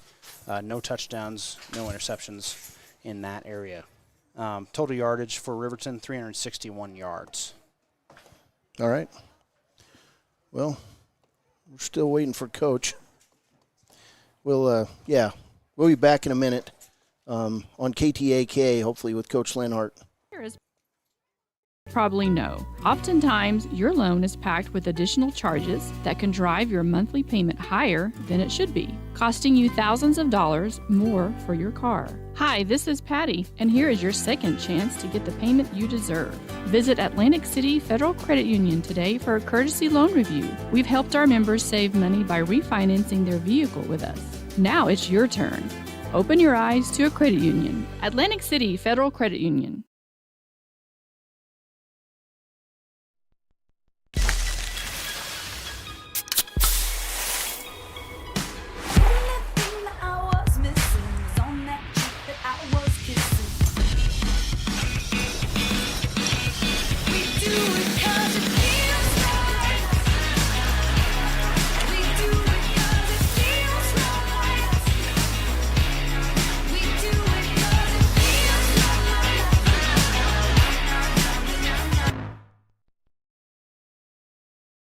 Community Health Centers of Central Wyoming has locations across Fremont County ready to serve you at Du Bois Medical Clinic, Riverton Community Health, and Lander Community Health Pediatrics. We accept all forms of insurance, including Medicaid and Medicare. Are you struggling to get medical care? Ask for their sliding fee scale. From family medicine to pediatrics, Community Health Centers are here to serve you. Call 307-463-7160 or visit chccw.org to schedule your appointment. If your vehicle needs repair, you can depend on the crew at Extra Care Auto Repair. They can repair almost anything with wheels, gas, diesel, domestic, or import, and their work is top quality and reliable. Extra Care Auto Repair on North Federal in Riverton. The staff and board at the Fremont County Fair wish to thank everyone who attended the fair this year. Whether you enjoyed Family Day, a night event, entered a craft show, or showed your livestock, thank you for all your efforts. We'll be moving and grooving next year, so stay tuned. You need an oil change, but you don't have a lot of time. Expressway Lubes on South Federal in Riverton and Highway 789 in Lander provide a fast, professional lube, oil, and filter change. Expressway Lubes, locally owned and proud to support our local student athletes. Welcome back here. Final score 56-7. We're waiting for Coach Linhart. He's hopefully finishing up an interview down there here on the postgame. Riverton tonight played pretty well in the first half. Showed a few holes in the offense, had some turnovers in the second, but, they can take this and learn, and they'll play an Evanston team next week that is building, and hopefully the Wolverines can take this effort they've had in these first two games and translate it to something good. I mean, you're playing two of the best teams in Class 3A right out of the chute. It's a tough non-conference schedule. We'll be back. This is the Click It or Ticket postgame show with Coach Mark Lenhart after a break. This is Wolverine football on KTAK. Papa Murphy's is proud to sponsor this week's Player of the Game. For a limited time, enjoy a Papa Murphy's barbecue chicken pizza made with KC Masterpiece barbecue sauce. After the game or anytime, you can't beat the fresh ingredients and authentic flavor of a Papa Murphy's Take and Bake pizza. And you know it's baked right every time because you baked it yourself. Papa Murphy's on North Federal in Riverton. Drop in or order online at papamurphys.com. Go Wolverines! Are you a caring person that wants to help but not sure where to go? Wyoming Senior Citizen Inc. is looking for caregivers across the state. Call 307-856-6880 to find out more information. They would like to wish all Fremont County athletes good luck this year. At some point, everyone is a pedestrian. When you're driving, yield to pedestrians. Wear light clothing. Walk on a pathway instead of the road. Look out for pedestrians. Avoid distractions like your phone. Look out for pedestrians, they're everywhere. We are the Wyoming Indian Lady Chiefs. We need you in our stand. Welcome back here on the Click It or Ticket postgame show, and we finally got the coach. Coach Long's speech out there after the game, and I thought there were parts of the first half, and the crowd was in it. Your kids were in it. They were excited.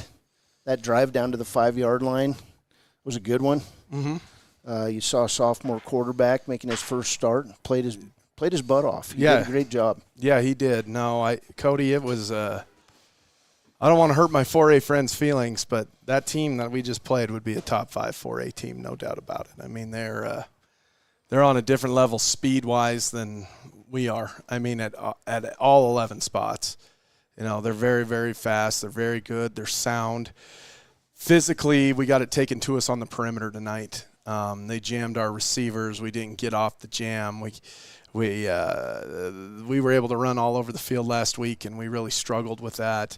And to give some credit to Cody, I mean, they knew what we could do. I thought that we ran the football better on offensively than we did a week ago, which was a positive. And there was some good there, and hopefully we can continue to improve on that because we're going to need to. And, I thought defensively in the first half we hung in there, I mean, the killer to me is it's 21-7, and then we give that one up late, and we just didn't play very good situational football. And, you could see their kicker. I mean, he's kicking it to the 20.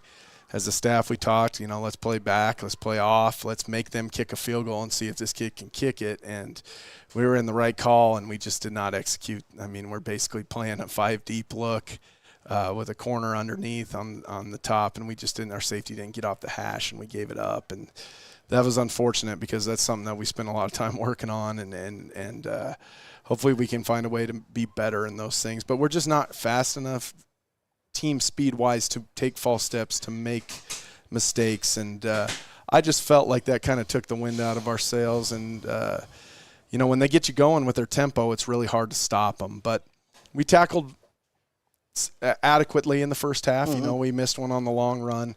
But in the second half, I thought we got wore down, and guys played so tall, and our eyes weren't on the hips, and the tempo wore us down, and that's a strength issue. I mean, that's a situation where we got some guys who, you got to be able to play 48 minutes. Sure. And I don't think it's a lack of try by the kids. I think they're out there doing their best, but, Cody did not build this program overnight. You know what I mean? They're weight room junkies. I mean, they've got their kids in there from 7th grade, and I'll probably come up here every week and say the same thing, because my hope is that people around town are listening, that unless we get stronger and unless we take the athletic side of things seriously, we're not going to get to where we need to, because more times than not, the most athletic team wins. Sure. And we've got to find a way to put some weight on our bodies, be more physical. And I thought the kids fought.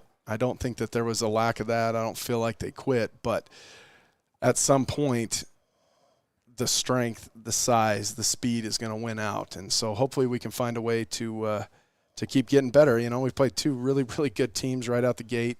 That's a good football team we played. Like I said, it's difficult. This opening schedule is a gauntlet, and hopefully we're better for it by the time we come out of it. But there was some good, and hopefully we can continue to play and get better and get Derek back next week ready to play. You got Powell tonight, who held Worland without a first down, beats Powell beats Worland 51-0. You got Evanston that was taking it on the chin against a team in Utah. Mm-hmm. So I mean, you're gonna face some teams down the year that you can compete with this year. But it was fun seeing a young sophomore get his first start, and the game didn't look too big for him. No, Blake's a cool customer, and he. I don't think it would have mattered. Obviously with Derek out there, he's going to be more comfortable. But there were bigger. Blake did well. There were issues out there tonight in terms of everybody getting physically taken to him on the perimeter from jams. If guys don't get off the jam, we can't throw the ball. And so, I think at the end of the day, we got to do better, and I got to do better. And I told the kids after the game, I got out coached tonight. We as a staff got out coached. There were some things that we should have had. We should have had some counters for, and we just didn't. And, we saw some things, and you kind of try and draw it up in the dirt, and it never goes well when you do that. But there was some good stuff. I've said it all along. At Riverton, we're always going to have a quarterback. We're always going to have some receivers. But I thought the bigs took a little bit of a step forward tonight against a good team in Cody. And so hopefully – we can find a way. We just got to avoid some of the negative runs. Our bad runs got to be 2-yard gains, and our good runs got to be 6 to 8 yard gains. Tonight, our good runs were 4 or 5 yards, and our bad ones were, negative runs. And so if we can fix that, I think we're going to keep getting better. I just don't want our kids to hang our head. It's a fine balance between coaching them hard and pushing them and then trying to show them the positives. You never want to be satisfied getting beat, 56-7 or whatever. Mm-hmm. You never want to be satisfied with that, but you got to try and take the small victories where you can. And like I said, Cody's program is elite. We're at the bottom. I told our kids, let's just keep trying to get to the middle.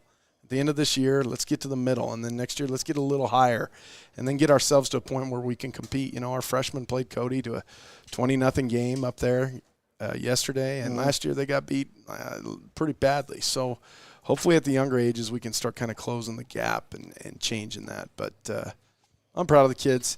We got out of this one healthy, and hopefully we can get Prosser and get Derek back and ready to go. But there's a lot of good to tonight. Just stay positive and keep moving forward. Sure, Coach. Long weekend. Do you come back Monday and practice just like an ordinary week? Yeah, we do. And usually, I'll go home tonight and watch the film, and then in the morning I'll do some work. But one of my old players is making his debut for the Pokes tomorrow, so nice. I told him I'll be there. And Isaac Schoenfeld. So I told him I'd get down there and watch him play Texas Tech and come back tomorrow night. So, it's one of those where the staff and the kids, we've got a 3-day weekend. We've been go, and now I think people need to get away from football for a little bit, and then let's put a plan together.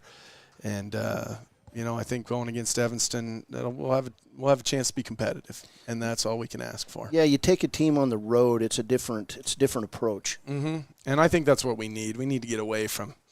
I love parents and moms and stuff, but I like when we can get everybody away for a little while, and we can just be together as a group and enjoy that time together. But yeah, I'm, you take the good with the bad, and you never really know till you get here and play. But, man, that team can fly to the football. They are fast. So it felt like I was playing Sheridan all over again out there. They can get to the ball.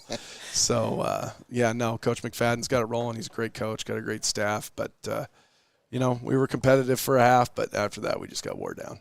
Coach, hey, next week's a new one. That's right. All right, it's a new season next week. Thanks, Coach. Yep, thanks a bunch, Cody. Bye. That's Coach Mark Linhart, and hey, we had a good halftime talk with your new boss. Came up, joined you from Rock Springs, and that was a good talk. Wheatland native. I didn't know that. So, hey, thanks for coming up, Coach, and get some rest. All right, take care. Hey, that's going to do it for us. Baylor, jump back on here a minute.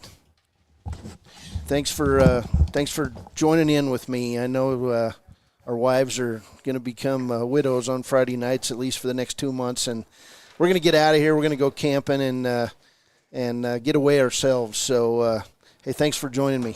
Yeah, no, it was a lot of fun. I was really nervous coming in. I was doing 5 different things at once, but we got her done. Apologize for any missed plays maybe on the camera, but, we'll figure it out. We'll get better.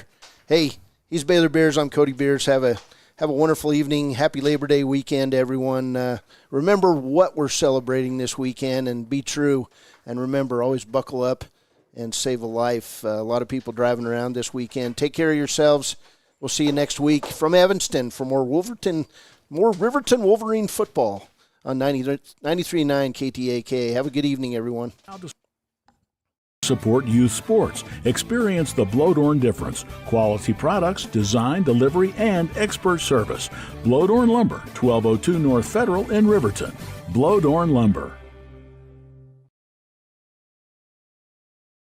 Hi, this is Tyler Watson, your local State Farm agent. I'm a proud sponsor of Wolverine Athletics and all of our student athletes here in Fremont County. Youth sports are a great way to build future skills that help our kids succeed in life. Teamwork, leadership, time management, and how to perform under pressure can all be learned on the field and in the gym. Good luck to each and every one of the student athletes. Go Big Red! Tyler Watson State Farm, 618 East Washington Avenue in Riverton. Call 856-4118 or visit insuringriverton.com. Like a good neighbor, State Farm is there. The Stock Dock is proud to serve all of Fremont County and surrounding areas. They are dedicated to providing the highest level of veterinary medicine along with friendly and compassionate service. They service all pets of shapes and sizes between dogs and cows and cats and horses. They treat your animal like it's their own. The Stock Dock.